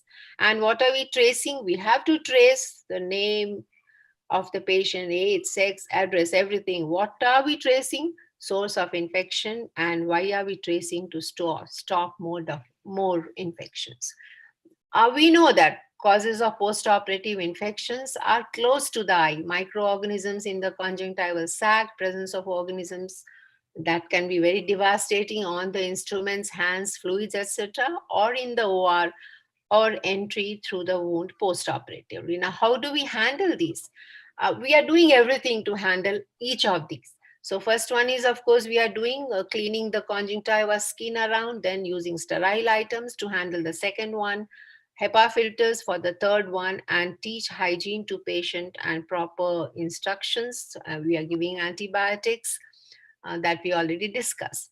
Now, how do we find out what was wrong in that outbreak that happened? We have one of the things is CCTV is really helpful. Every OR table is covered with a CCTV, which gives us opportunity to look how the draping was done, how the cleaning was done, did they glove, scrub everything properly. Everything you can check with the help of the CCTV. Every case of endophthalmitis is the footage of the CCTV is seen by another person and not the same surgeon, another person, to check with everything was done properly. And check the techniques of assisting the surgery. The nurse and surgeon both are covered in the CCTV footages, and then you check all your other reports about the OR. This is just an example what happens in our OR. We have the patient record, which has all the information about which items were used for surgery. And then another register where those items can be traced for that particular patient, and when were those items sterilized, when were those items given for surgery, and which autoclave was used, which gas sterilizer was used. Everything should be linked to the patient who had the endophthalmitis event. And when you can link that, only then you can approach other patients who were operated on the same day, and they the similar items from the same autoclave were used for that patient. So that's how you trace everything that happened in one particular event. This is again the same thing, emphasizing that all information should be available in the EMR as well as in the records. So advantages of these investigations are we sometimes may not find the source, but everything gets reviewed again. Detection and tightening of the loopholes can happen. And this will increase the awareness of all concerned that we are not lying down any single event of endophthalmitis. Improvement in quality would happen, and it would prevent further post-operative infections. So therefore, all of us at every level should actually welcome the surveillance activities and adhere to the methods that are used for surveillance. With this, I thank you for your patient listening. Thank you. Thank you, ma'am, for a very nice and elaborative talk on this topic, which is really, whenever we listen to your talk, we, keep adding a few things to, our own knowledge, and that really helps. You emphasized on so many good things that, we should have a proper protocol. Then you emphasize on the biomedical waste, which how COVID has made us more aware that about the biomedical waste, and that is so important. You very well mentioned about the documentation of everything. Like if anything goes wrong, proper documentation will help us trace where things went wrong. And you talked about the surveillance in the OT, and you talked about the microbiological surveillance. So you wanted to ask a question to David about the microbiological surveillance. So yes. Yeah, David, please. So congratulations. That was a wonderful overview, really comprehensive. I'm not actually aware of what our requirements are, in terms of testing. It's mostly about the autoclave, of course, working and things like that. So for ophthalmology, I'm not sure if it's required, and even, whether it's as widespread as, say, with orthopedic surgery or something like that. Dr. Arup, would you like to say something on? Yeah, I just wanted to ask, Madam, now every month is your recommendation for microbiological surveillance. Now, question of interpretation. Sometimes it comes as scanty growths. Sometimes it comes at some growth which is insignificant. How do you interpret it? How do you know when it has to be taken seriously? And actually, there are published articles about that. So we do the settle plate method, which is keeping an 85 mm plate of Sabros dextrose agar for fungus and blood agar for bacteria. We keep it exposed for half an hour in the operating room table and then incubate it. So the break point or the upper limit of bacterial colonies is 10 colonies. That's been published in IGO long back by PGI Chandigarh group, and we adhere to that. So more up to 10 colonies, we are not worried. But if it is 15, 20 colonies, then we worry. And not even one fungal colony. There should be no fungus colony. So that's a guideline for fungus and bacteria. And for the swabs that we take, we are taking from all sterile areas. So there should be no growth at all. And we in our OR, we are able to achieve that, no growth. But if there is growth, you only have to reprimand the people who are cleaning. And the solutions, the usual difficulty we find is the housekeeping who is left to cleaning may not know to make the solution. We have to teach them how to measure. There should be a jar there to measure the solution. If it is 1%, this D125 is 1%. So 1 in 100. So in a bucket, how much of water is there and how much of D120, because it is expensive. Now, if on their neck, somebody is sitting, the administrator says you are using too much, then they will be very miserly in using, and they may not use the correct strength. So those are the important. What is the significance of anaerobes? Sometimes we have nil culture from most of the places, but for 1 or 2 colonies of anaerobes. So how do you interpret that? I really don't know, because anaerobic cultures are being done because it's a legal, again, it's a guideline. Some lawyer told me that in the law of court, they ask for anaerobic culture. That's why we use Robertson cooked meat medium. I really don't know. We don't get any time, but I think it has come from the earlier situations where tetanus used to be a post-operative infection in some of the ORs, surgery ORs. So probably that has remained in the in the law books from that time, and it is not of real big relevance for ophthalmology. So we can disregard it when I think so. such report comes. Ma'am, is there any situation wherein you would like to say repeat or change this idea of 10 colonies? Like suppose we have 3-4 end off in a particular day, and then after that you would like to check the sterility. So would you like to change anything, your criteria on that, or stick to that only? No. First of all, why did the end off happen? That has to be determined. It is most unlikely to have happened because your environment is having more than 10 colonies. The most common causes we already saw are close to the eye, the fluids and the conjunctival sac. So we don't have to worry about changing those guidelines. I have a question, ma'am, regarding supplies. Do you routinely check all your consumables like BSS and viscoelastic? Do you check the pH and culture? And we only check for the particles by shaking and looking against light. And this, I remember when Namrata had organized AIOS, there was a meeting about these post-operative infections guidelines, to develop guidelines. A very nice booklet has come out from that.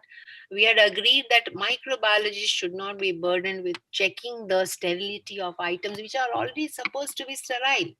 The companies which are making, is their job to make a good product and make it sterile. It's not, because sometimes the microbiology testing may give you a wrong report. The way it is tested, and it is unnecessary burden for the microbiology labs. You may not get.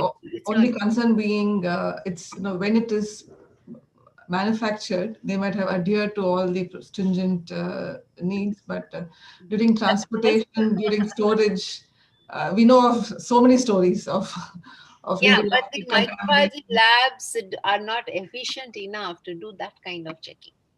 So what do you do at Aravind, Haripriya? Yeah, so we do check the culture and the pH for each batch of fluid and viscoelastic we use. We just, for at least one sample per batch we check. But have you ever found it contaminated? Not so one is not the contact, but the pH. Sometimes we have had issues. We see the pH may not be the adequate things, and then we return that batch and we get a fresh batch. In fact, recently we found something with the Contosol. I mean, so it's just that one batch could be an issue. We're not sure. We can't point a finger, but then we return the whole batch and we get a fresh batch because we use the batch for quite a long time. So we just want to ensure that. Do you think it should become a standard protocol for all the hospitals? Like Madam said, I'm not sure if it's easy and if it's possible, but if you have access and you can, then I mean, there's no harm doing anything more. I mean, doing less is not possible, but at least if you can do more, then to make it safer, it makes sense. Especially since we reuse the solutions and all that, so we have multiple patients involved. If either a bottle or a batch is not of optimum quality, so we believe in it. One question, yes, sir. Now, one question to Dr. Savitri Sharma. Madam, this is regarding, you just made a passing reference to the OT cleaning with the different materials. Now, if the floor or the walls or roof is made up of stainless steel or vitrified tiles, you can use water and you can use disinfectants. But my question is, many of the modern theaters have only vinyl as the flooring and wall without any seams, without any borders. So what is your protocol? What is your suggestion for cleaning those surfaces? Vinyl, will it not withstand the normal disinfectants? Because they are not very strong. D125, no, we use disinfectants, but we do not use detergents. We do not use. No, you don't water. need detergents. You use only disinfectants. Only disinfectants. No, only disinfectants. Yeah. We use Lysol here. Yeah, the Lysol also contains the same quaternary ammonium compound. Yeah. On the vinyl floor. I looked it up. When they were talking about COVID and they were discussing what should be used in the OPD and other huge areas, big corridors, it will be very, very expensive to use D125. They said we just cannot afford it. So we looked up Lysol. Lysol has the same quaternary ammonium compound. Yeah, you can use that. That's effective. Another question about the RO plant, madam, for scrubbing, surgical scrubbing. We have many of us use the RO water, and for that there is a RO plant. Now you have multiple theaters. We need a pressure pump to have adequate supply for scrubbing. Yes. And that is only possible if you have a drum, RO water drum, where you storage drum. So do you think it is a very sensible thing to do? Because most of the biomedical engineers, they say you have to have a drum, 100 liters or 500 liters capacity, and that will take care of all the pressure pump, whenever they have to pump the water into the taps. I don't know the technicalities of those drum and other things, but as such, running water is always better than storing the water. But wherever the storage is, if it is mandatory and you really cannot do without storage, then that needs to be again taken care of. Cleaned on a daily basis. We clean it on a daily basis. Yeah. Okay. Yeah. When you Dr. Malika, you want to say something? Yeah. If for ethylene gas sterilization of any instruments, how long after they have been sterilized can they be used? Is there an aeration time they have to be allowed? And second question is, if it's a chemical or a drug that is being sterilized with ethylene gas, does it change their chemical composition? Because it is my feeling that if we ever try to do with silicone oil, it emulsifies faster than if you don't. So, Dr. Haripriya, yes, it might. And actually, if you read the brochure of the ethylene oxide sterilizer, liquids are not supposed to be sterilized in that, because the gas has to pass through whatever item is being sterilized. So where is the question of gas passing through that liquid? It will not. Is there an aeration time you require before you can use the instrument? Yeah, that depends on the machine. When we had earlier machines, the older machines, it will say in the brochure how many hours. So it had 16 hours. It was a very, very long time. Now, but the current machines are much better. They are very good, and the aeration time is built inside the whole cycle. So it comes out with, can be used immediately. It depends on what kind of machine you have. Thank you, ma'am. And before we go to the next speaker, we have the responsibility of playing the sponsor's video. So, Sunil, can we have the video, please?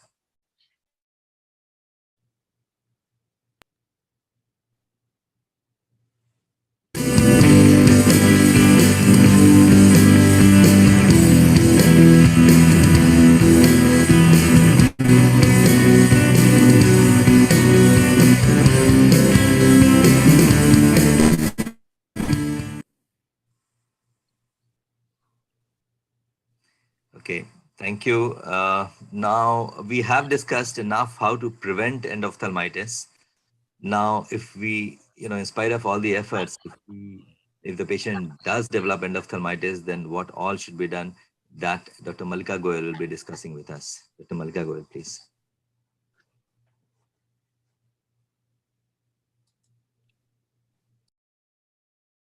Good morning. I'd really like to thank AIOS and CIPLA for this opportunity. It's been a wonderful session. I'll speak about my personal experience with management of endophthalmitis and what we learned from this.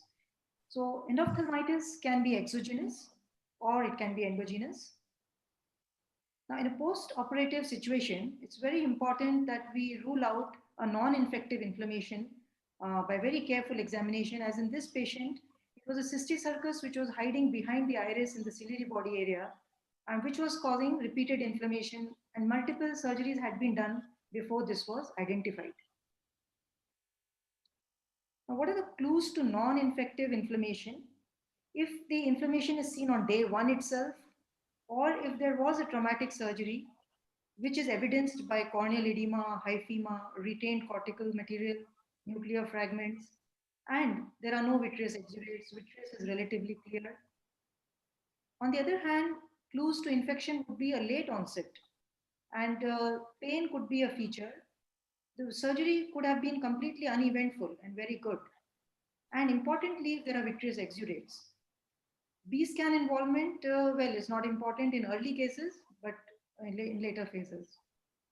Other clues to infection are any kind of wound leak, which can be checked with a Seedles test, or if there has been a PCE break, which acts as a barrier to infection. That's a very important clue to the possibility of infection. Similarly, if careful examination shows any septic foci around the eye, then that's something which points to infection. To make a diagnosis and also a plan of action, it's very important to do a very careful posterior segment exam with indirect ophthalmoscopy to look for exudates, any dropped nuclear fragments or IOL in the vitreous, uh, associated retinal detachment and choroidal detachment. And in the presence of hazy media, B-scan will give the density of exudates as well as any associated complications such as nucleus drop, massive choroidal detachments, or even giant retinal tears. And very often, endophthalmitis can be associated with other complications of surgery because a surgery which is complicated can have multiple complications. Now, very often we are in doubt, and at that time, there would be no harm in starting the patient on intensive topical steroid drops, which could be 1 hourly, with a topical antibiotic only less frequently and a cycloplegic. And I don't mind putting a patient on a oral fluoroquinolone so that some benefit is given during the waiting period. And we see the patient back in 3 to 6 hours in the OPD. And if we find any improvement, then we can add oral steroid, which is optional, and again see the patient next morning. On the other hand, at 6 hours, if there is no change at all with intensive topical steroids or there is worsening, it has to be treated as infection because time is important. So once we decide that we will treat as infection, there is a local treatment as well as systemic treatment. So the local ocular treatment could be just tap with injection antibiotics, or it could be a vitrectomy. And systemically, we should start in every patient for bacterial infection, either a fluoroquinolone, which has good bioavailability, or if they cannot tolerate, then linezolid, uh, which has also got a very good bioavailability. For suspected fungal cases, tablet voriconazole, very good bioavailability. And why start systemic antibiotics is because they will provide a good vitreous level of the antimicrobials. The intravitreal antibiotics start declining after a few hours. So the number of intravitreal injections and interventions can be reduced by using systemic antimicrobials. Now, when to choose to do a tab and injection versus vitrectomy? In cases that are mild to moderate, where there is a reasonable fundus glow, or when surgical setup for vitrectomy is not available, and you are not suspecting fungus, because in fungus, it's really better to go in with vitrectomy. Now, how to do the tab with injection? It should be done in an operation room and preferably with local anesthesia, because there will be multiple pricks, and an inflamed eye is already pain sensitive. So it's better to do under local anesthesia, unlike anti-VEGF injections. The needles used are the fine needles. And if there is a dry tab, you can use a thicker bore needle, like a 23 gauge needle. First, we do have to draw some sample, either aqueous or vitreous. Otherwise, the pressure with injections will go up. So we have to create a hypotony. This is an endogenous end-off, hence it's a phakic eye. And then we inject after drawing 3 to 4 millimeters from limbus. And these antibiotics are all in different syringes. They should not be mixed together. And you see the eye is still hypotenuse, because we first made sure we withdrew a sample before injecting. Otherwise, the pressure can go very high. Now, what are the indications for vitrectomy? If there are very dense exudates, it's a fulminant end-off, there's a raised intraocular pressure, which is because of the volume of exudates, or it's a fungal infection, and that has recurred after injections, or it's a late onset chronic low-grade infection. Now, these infections also require vitrectomy, because they have a long half-life of the organisms, where the intravitreal injections will not work and you have to remove the organisms. Diabetes is another situation where you might have a lower threshold for vitrectomy rather than TAP, because it generally has a poor prognosis and has been found in EVS also to require vitrectomy more often. These are the drugs we can use to cover the gram-positive bacteria, any one of these.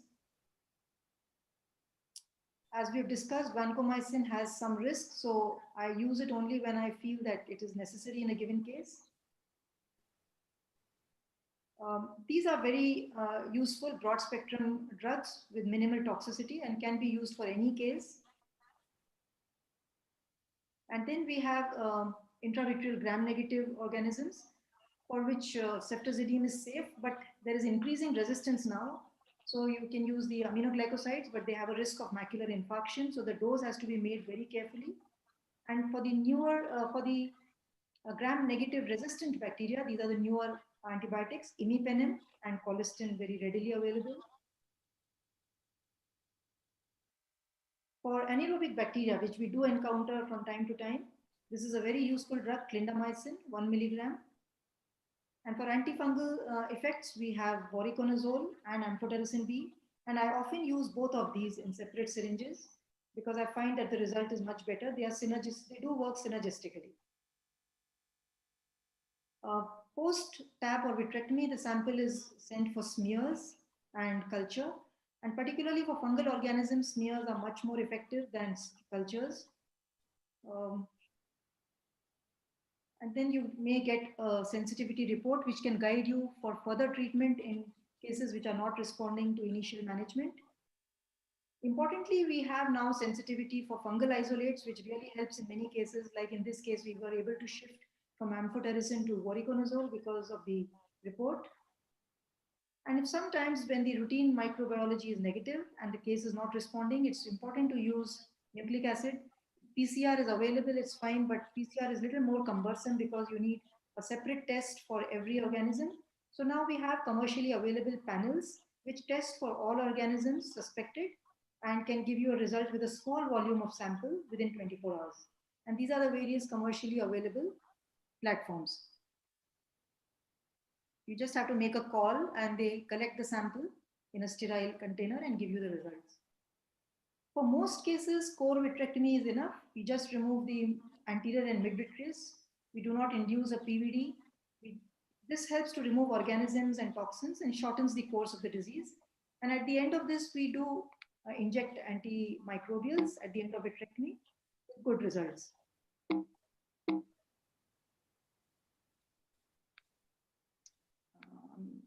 Okay. Now, for severe endophthalmitis, core vitrectomy does not do the job.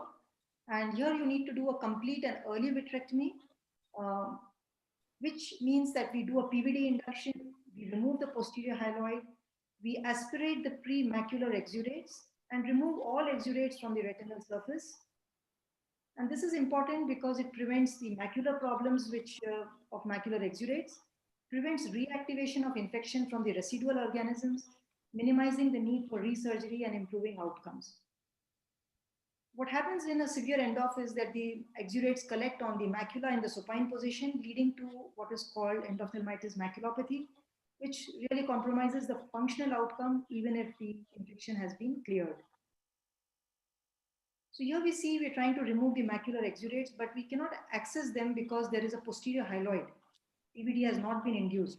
Then we enter with a vitrector and with active aspiration, we strip off the posterior hyaloid, as you see here, and it is eaten away with the vitrector. And then we are able to go in with a root cannula and aspirate the premacular exudates. If we cannot reach the premacular space over the disc, we cannot induce a PVD, then do a peripheral vitrectomy, and you can enter the subhyaloid space from the periphery, work backwards and reach the premacular space.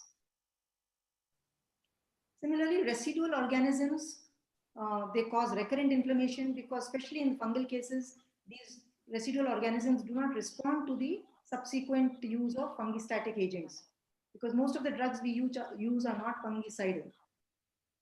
So we are supposed to remove these exudates manually, each of these, by going close to the retina, shaving him, and which is now possible safely because of the smaller gauge instruments. And if we feel that we may have touched the retina or there are necrotic areas, we can easily laser these areas after removing the vitreous adequately without any consequence. Especially for fungal endophthalmitis, the battle can be prolonged, and even after vitrectomy, we have to give systemic drugs for 6 weeks up to 1 year, depending on the case.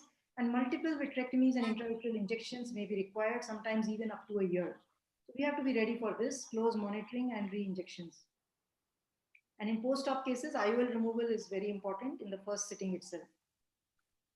This is a series we had of a contaminated Avastin batch and aspergillus, and it shows that it took us 6 months of repeated intravitreal injections to achieve a clear vitreous and resolution of infection. We also found in this series that many patients develop hypersensitivity to intravitreal amphotericin B, and they start showing as hypopyon and increased inflammation after the injection. So we then switched to voriconazole in those cases with resolution. In severe cases of endophthalmitis, just for resolution of infection itself, silicone oil has been found to have a good role and can reduce the incidence of retinal detachment and resurgeries. Post-trabeculectomy endophthalmitis is usually more severe than post-cataract, but the treatment remains the same. The only difference is that you need very intensive topical antibiotics to be instilled on the bleb. That's the only difference during the surgery and post-surgery. And you see that you can get a good result post-operatively. A very important category I have seen in my experiences, ENDOPH can present with a very quiet white eye. Patient is not even symptomatic except gradual visual deterioration. So they present late, and the treating physician is also misguided into thinking that it is a inflammation and not infection because of the lack of symptoms. And usually these are patients who are on immunosuppressives or where it is followed intravitreal steroid injection. And sometimes even post anti-VEGF injections, because the injection is given in the vitreous, they present as vitreitis and not iritis. So there is no pain. And in fact, many times steroids have been given for treating these patients, which leads to a worse outcome finally. So very high index of suspicion has to be maintained with inflammation even in a white quiet eye. Now this was a post-vitrectomy where intravitreal steroid was injected during the vitrectomy. And so the patient was asymptomatic, and in fact, we added steroids for his inflammation till we realized that it was actually a very severe endophthalmitis. And similarly, in a post-Morin's ulcer, keratoprosthesis has been placed, and he was on a lot of immunosuppression with Azoran, etc. So this diagnosis was delayed, and the vitreous was full of exudates. It looked like the referring physician had been treating him as vitreitis with steroids for a long time. One thing that we learned from a case of post-DSEC endophthalmitis, and we realized that it is mentioned in literature, is that they can present as endophthalmitis and not as a corneal infection, even when the donor button is the cause. And we treated this patient with vitrectomy and then with intravitreal antibiotics, and not with corneal button replacement. As you see, we were just treating the vitreous. And subsequently, when the cornea became involved, we realized that it was the donor button which was the cause and it was removed, but it was too late, 6 days too late. And ultimately this was an Enterococcus faecalis infection, which was sensitive only to linezolid and teicoplanin, ultimately required a therapeutic keratoplasty for resolution.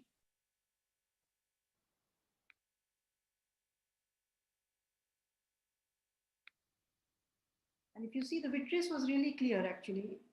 So the important thing is to look at the donor button in post-keratoplasty cases. Now, many times we have seen that a patient is referred as endophthalmitis, and even it looks like endophthalmitis to us post-surgery, which could be weeks to days or months after the cataract surgery. But it turns out to be neovascular glaucoma. So the index of suspicion has to be high in patients who are diabetics and hypertensives. And it's only during surgery that we realized in this case that we were not removing exudates, but hemorrhage. And this required actually anti-VEGF and PRP. And subsequently, we have seen other cases like this, which have been managed as ischemia rather than infection. We had an interesting case of aspergillus post-cataract surgery endophthalmitis, where I did the vitrectomy and she continued to develop post-operative pupillary membrane, which was causing iris bombi and severe raised IOP. So the cataract surgeon was not keen on removing the IOL, and he did a pupillary membrane removal with a large iridectomy, surgical. But despite this, the patient continued to present with iris bombi, and finally IOL had to be removed, which led to resolution of the pupillary membrane, and silicone oil was required. So this has not been reported, and we feel it could be a feature of filamentous fungus. And it's best to remove the IOL when you have a pupillary membrane that has recurred after the first intervention, instead of wasting time. Now, we had a very severe post-op endophthalmitis, very small pupil which would not dilate because of the exudative membrane. So we just gave a tap with intravitreal injection, and this membrane is not a retina detachment, it's just the vitreous exudates, and the patient started resolving. And now the view was faint, and we could see the IOL on the retinal surface as you see here. But we thought that the view is poor, the cornea is edematous, we can wait for the IOL removal for a few days. But suddenly the IOL became invisible to us on the indirect, and we saw it on the ultrasound under the retina, and the retina had now detached within 5 days. And by the time we posted him for surgery to remove the IOL, it had already gone submacular. On the table, it was submacular. And we found the tear was inferior, the large tear you see here. From there, the forceps was introduced and the IOL was drawn out from under the macula, and this is the post-operative picture. So the important thing that we learn is that generally we think IOL can be left inside, it's not an emergency in terms of days, but in an edematous inflamed retina, it can tear the retina easily and go subretinal. So IOL removal should be a relative emergency in a severe endophthalmitis. The category of post-injection endophthalmitis, our experience has been that these patients more often present as painless, quiet, white eye with floaters, and dense vitreous exudates can be present in the first visit itself without much AC involvement. So this should not misguide us into thinking it is an inflammation, and possibly this is because it's a vitreitis, whereas in cataract surgery that's an iritis. And also we realize that most of these patients will not respond to intravitreal injections. So we should have a lower threshold for vitrectomy in these cases, because we have injected the drug directly in the vitreous, that has to be probably removed.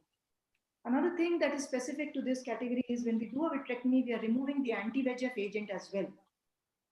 And that infection resolves, but at the end of it, you have a bad macula because there was no treatment for the primary problem. So what we have started doing is that when we do a vitrectomy at the end of the surgery, we also inject an anti-VEGF with the antimicrobials. And subsequently, our cases have done very well, macula-wise. An important feature of post-intravitreal steroid injection we found again is that they present very late because the steroid has been suppressing the inflammation, And only after the effect of the intravitreal steroid is gone does the patient come at 1 month or at 4 months or even at 5 months after the injection with a full vitreous and no pain, no redness. And in fact, we would have seen them in the interim and they were normal. They were looking very good. And then they come with this picture. So this index of suspicion again to be very high, and patients to be counseled that vision loss itself to be reported, not just pain and redness. And when we have post-injection endophthalmitis, it's very different when it happens from a contaminated drug, which is very severe and destructive, compared to when it happens in a sporadic manner from a breach of procedure, where the organism load is smaller. Now, an important group of endogenous endophthalmitis, which we know happens from within a focus within the body, about 25 to 30% of them may be bilateral. And while there may be a history of fever or septic foci or interventions, very often there is no such fever and no such history. We do a routine blood culture, urine culture, CT chest, and echocardiogram to look for foci, but these may or may not always be found. And in these cases, it is very important to start systemic antibiotics, but often you will also need intervention in the vitreous. Now, this was a patient who was immunosuppressed for his systemic vasculitis and came with sudden loss of vision. Because of immunosuppression, he had no pain, no redness. He came only with loss of vision. And what do we see here is a large abscess. So vitrectomy, the nucleic acid platform was positive for Mycobacterium TB. And following antitubercular therapy, not only the eye, but his lung condition improved, which they were thinking was vasculitis, but was probably also getting complicated with TB. So TB can be an important cause for endophthalmitis in an immunocompromised patient. It looks like endo and could be bilateral. It requires nucleic acid analysis for diagnosis and not culture. Now, this patient was a diabetic and came with left eye vision loss, but an angiogram, because we suspected in the right eye also, if you see the angiogram in the right eye is also showing some lesions. So we knew we were dealing with bilateral disease. And the source was the dental root infection for which he had been treated a few days prior. And we could get his diagnosis only on nucleic acid analysis. Intravitreal injections did not do the job, and ultimately bilateral vitrectomy helped. Now, it can also happen in non-diabetic patients who have no systemic disease, no procedures, bilateral disease, injection not working. The right eye was vitrectomized.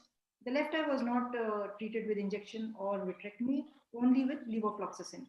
And the important thing to note is that the left eye, even without any intravitreal procedures, improved only on systemic levofloxacin. So that has a very good ocular bioavailability. This was a young boy with the recurrence of lymphoma on chemotherapy, came with sudden onset of hemorrhages and a large lesion, which we initially thought could even be lymphoma, but the vitreous tab showed capsular, which was sensitive only to gatifloxacin. And despite very intensive treatment with gatiflox, he went into panophthalmitis and neovascular glaucoma. So it's important to keep a high index of suspicion even in lymphomas and any immunocompromised patients that have a lesion at the macula or fundus. Now, endogenous endoph caused by filamentous fungi is seen in very sick patients, and usually they will be so sick that they will not report the vision loss. And in fact, it is mostly seen post-mortem and not ante-mortem. So this was a patient very seriously immunocompromised and came with vision loss. And you see the aspergillus was already seen on the pneumonia samples. So because it was aspergillus, we did a very complete vitrectomy, scraping the macular surface also to remove all you see the last bit of. And so with one procedure, we were able to have a good result, but he subsequently expired because of his systemic problems. Now, Candida endogenous endophthalmitis is a common complication of candidemia, which is common in patients who are hospitalized with central venous catheters. And this candidemia first causes chorioretinitis because of the seeding, and then it can move into the vitreous, causing an endophthalmitis. As we had this patient post-COVID infection, he had candidemia during the COVID time, and he had retinitis. He was too sick for intravitreal procedures, so despite 6 weeks of oral voriconazole, he was increasing. We gave intravitreal injections at this time of antifungals, but he has gone into endophthalmitis. with vitreous balls now and scheduled for vitrectomy. And this is my last case to touch upon the traumatic endophthalmitis. This is just to highlight that, okay, when we are dealing with a very severe endophthalmitis with exudates, it's probably best to leave a foreign body which is safely impacted in the periphery, preferably aura, and not going to damage the retina. It's best to leave it there if removing it seems to be difficult, because the priority is first infection control. So treat the endophthalmitis and then you can come back better prepared with better instruments to handle a large foreign body in a clean eye.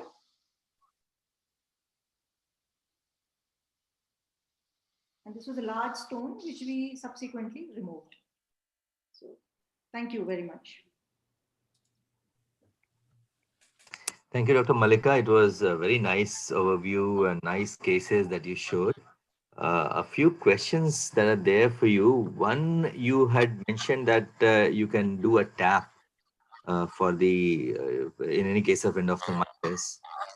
There's a question that if it's a young individual, whether tapping by needle is safe or not, whether it will cause traction or is it safe or not? Yeah, so we may get a dry tap many times, in which case we should not persist with our maneuvers, but a single attempt with up to a 23 gauge needle and a gentle attempt, as I said, I have not had a single case of retinal detachment following a tap. But if you're getting a dry tap, which is very common, especially in young people because vitreous is formed, you can do a paracentesis, which can give you a sample as well as create the volume you need for the injections. There's one more question for you, that if you are doing a complete vitrectomy, do you inject silicone oil in the vitreous? I don't do it because I just feel that it could create a lot of problems. It could create a lot of membranes around the oil if the infection is still active. And so I don't do it. It will also be more difficult to give post-operative intravitreal injections into the oil bubble. So I don't do it. But yes, it has been reported and I've seen other doctors, especially Dr. Talwar, doing it for non-responding infections with benefit. I don't know. As an extension Can I to the ask a first, question? as an extension to the first question asked by Rajesh, Dr. Malika, so many a time we have post-op cataract patients with secondary glaucoma, and in the OP itself we bled the aqueous, we do an aqueous tap. So what is your recommendation on this? Is it a healthy procedure? Should the patient be taken to the operation theater and it not be a OP procedure? Second question is, in case this same patient had also had a PC, then vitrectomy was done, secondary glaucoma, because of retained OVD. So is it a safe thing in terms of post-op endophthalmitis occurrence? Yeah, paracentesis has to be treated like cataract surgery. I don't think there is any difference in terms of risk of infection. So yes, it has to be done in a sterile situation. Can it be done at the OP? That was under the slit lamp. That's what I'm trying to say. It cannot be done in the OP. It has to be done either in an injection room, if you have a retina injection room, which is sterile, or in an operation theater. What do you do, David, in your setup? Yeah, so no, I think usually the retina specialist actually will do it either in an OP, in the ASC. Some will do it in the office. Can I ask a question? Yeah, Dr. Chitra. Malika, when would you decide that you're going to give a repeat intravitreal antibody injection, antibiotics injection? Yeah, ma'am, when you see that the patient is not drastically improving at 48 hours, then you start thinking of, in fact, I would say that there is no role for repeat intravitreal injection. If it is not responding at 48 hours, you go for vitrectomy. Yes. There's no role for repeating any kind of antibiotics. Then you just go. And you were talking about antibiotics, systemic antibiotics for your patients with endophthalmitis. So if you've had one case of endophthalmitis, would you wonder that you should start giving systemic antibiotics to patients who are in that same day list, something like that, till you have got to the crux of how the endophthalmitis happened? Not really, because when we see a sporadic endo, we don't really expect that it will turn into a cluster endo. Most of the time, we just treat that patient. unless we start seeing 2-3 cases coming in. Then, of course, we can call all the patients and start them on the relevant antibiotics, which we have done when we have had a cluster. But otherwise, when we see one case, we don't press the panic button. And what is that endpoint for your core vitrectomy? When do you decide that you've done enough? Yeah, so if we feel that we have not left enough exudates on the retinal surface, the vitreous there is not looking too bad, too opaque. And you know that you are safe as well. I mean, you're not going too close to the retina. But I think it's the appearance of the vitreous itself. If the vitreous there is really full of exudates, then I guess you just have to go closer to the retina. But if it's looking reasonably clean, then you can leave it. So that's the endpoint. I would say you go very close to the disc and the retina, but not enough to be touching it. Thank you. Dr. Malika, I just want to ask one thing. The case wherein it was a DSEC, endophthalmitis following DSEC procedure. So do you have the report of the donor tissue? Yes. And that was also enterococcus. Okay. So, I mean, it was involving the cornea after having the end-off, or first it was end-off and then involving the cornea? So, Rajesh, this is what is the important thing. It was actually always corneal. The infection was corneal, but it presents as if it's a vitreous inflammation infection. And hence, we have to, it showed up as corneal abscess after 6 days. But there are reports in the literature which have shown similarly that those were actually donor button looking like vitreous infection. So we should have removed the donor button on day 1. Yeah, that's why I wanted to ask this thing, because we invariably remove the donor lenticule whenever we do any laminar procedure, either posterior or anterior. If there is any infection involving that because of the donor tissue, we invariably remove that donor button. Yeah, now Rajesh, we have seen and reported Klebsiella and Candida, similar DSEC, post DSEC end of. Yeah. Okay. Any other comment? May I ask a question, Malika? Yeah, please, ma'am. How much do you rely on these exciton reports? Is it very often you send samples?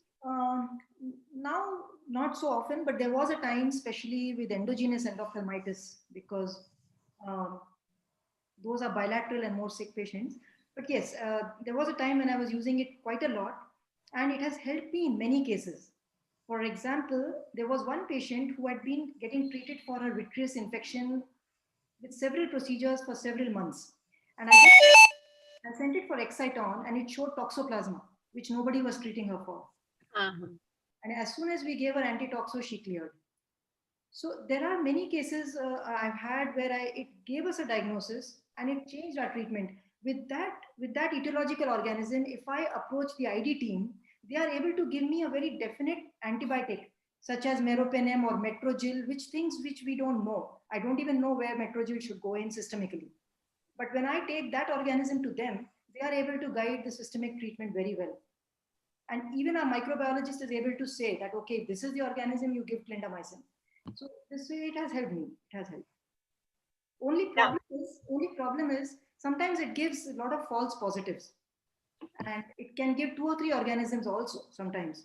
But that's okay. It's better than having no idea at all. Yeah, that's the point I was coming to. It does give more than one organisms. Sometimes, yeah. Yeah. So, but that's the fallacy of all very, very sensitive tests, you know. It's a PCR, they do first multiplex PCR and then hybridization, which gives more number of organisms. If you do, nowadays people are going for next generation sequencing, another very, very sensitive method, and they come out with so many organisms from the same sample. So the clinical validation of these tests are a bit of a problem. I may be wrong. I would in fact like to know from you, because I find PCR is not so practical, because for each organism they need a sample and the cost also goes up, and we need to specify the organisms that we are thinking about. Whereas here with a single sample, and the cost is very low, it's equivalent to 1 PCR organism, and you get tested for virus, parasite, bacteria, fungus, everything. So I may be wrong, but this is my feeling. No, that this test is definitely good, the exciton. And even if it is more than one organism, probably clinically you can narrow down to which organism fits the best in the clinical picture. Yes. So definitely it is more sensitive and a better test. But in our institute, we are doing PCR, especially for vitreous, pan-fungal and pan-bacterial. So that you don't target one organism. You do for any fungus. So invariably, when we grow in culture fungus, the pan-fungal would be positive. And similarly, pan-bacterial. So that reduces our turnaround time is 3 days for PCR, conventional PCR. That's good. I guess it's getting too late for David. So before we wind up, just one last question for all the panelists. There's a question that can we take up a case for cataract surgery on the day a patient has come to your OP? Shall we start with Dr. Chitra? Yeah.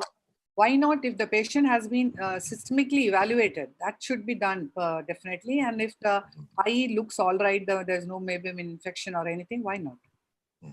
Dr. Haripriya?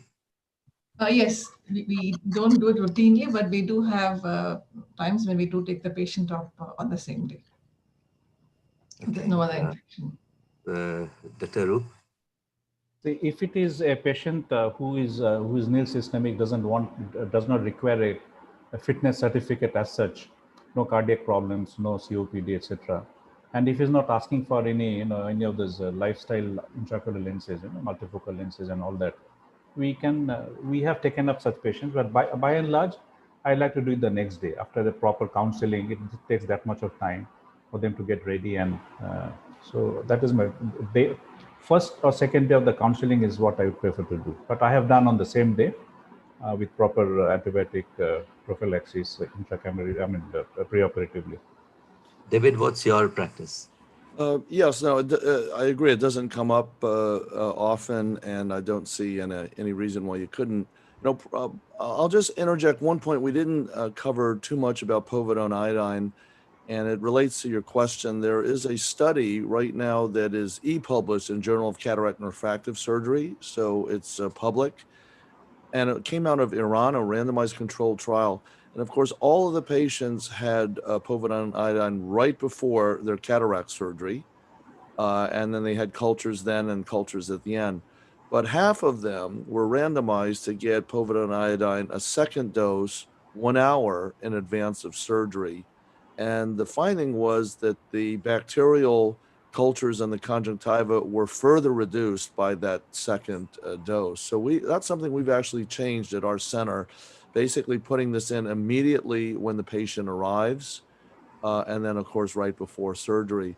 So I guess in relationship to your question, if you were going to do that and you were worried about that, you didn't have preoperative antibiotics, again, I think preoperative antibiotics probably doesn't matter if you just give these 2 doses of povidone iodine spaced an hour apart. Yeah. There was a similar study, I guess, in BGO or I don't remember exactly, wherein they did double preparation with a gap of 10 minutes between the use of povidone iodine. And they found out that there were 2 groups, and they found out that there was a 60% reduction in the organisms. So that's how they concluded that, they recommended that double preparation by... Even for intravitreal injections, Yeah. it is recommended, and I think most retina surgeons do it.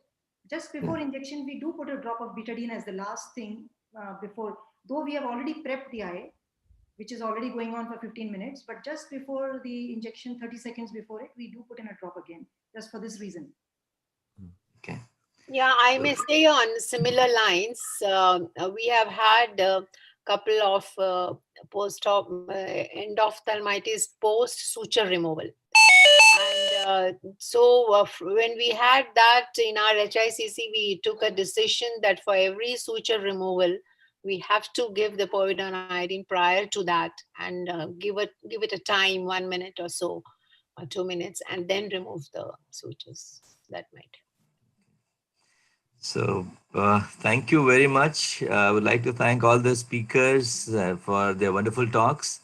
Very good panel discussion by our esteemed panelists. They shared their experience with all of us, and that was really very informative. I would like to thank the sponsors, CIPLA, for for supporting this webinar, and the AIOS team, Kripal, Rana, and Sunil, for helping us organizing this webinar. So thanks to one and all. Thank you very much. Thank you. Thank you all. Yeah. It was a pleasure. Yeah, wonderful Yeah. talks. Really so good. Really enjoyed this morning. Thank you very much. Bye-bye. Take care. Bye-bye. Bye. Bye. Safe, everybody.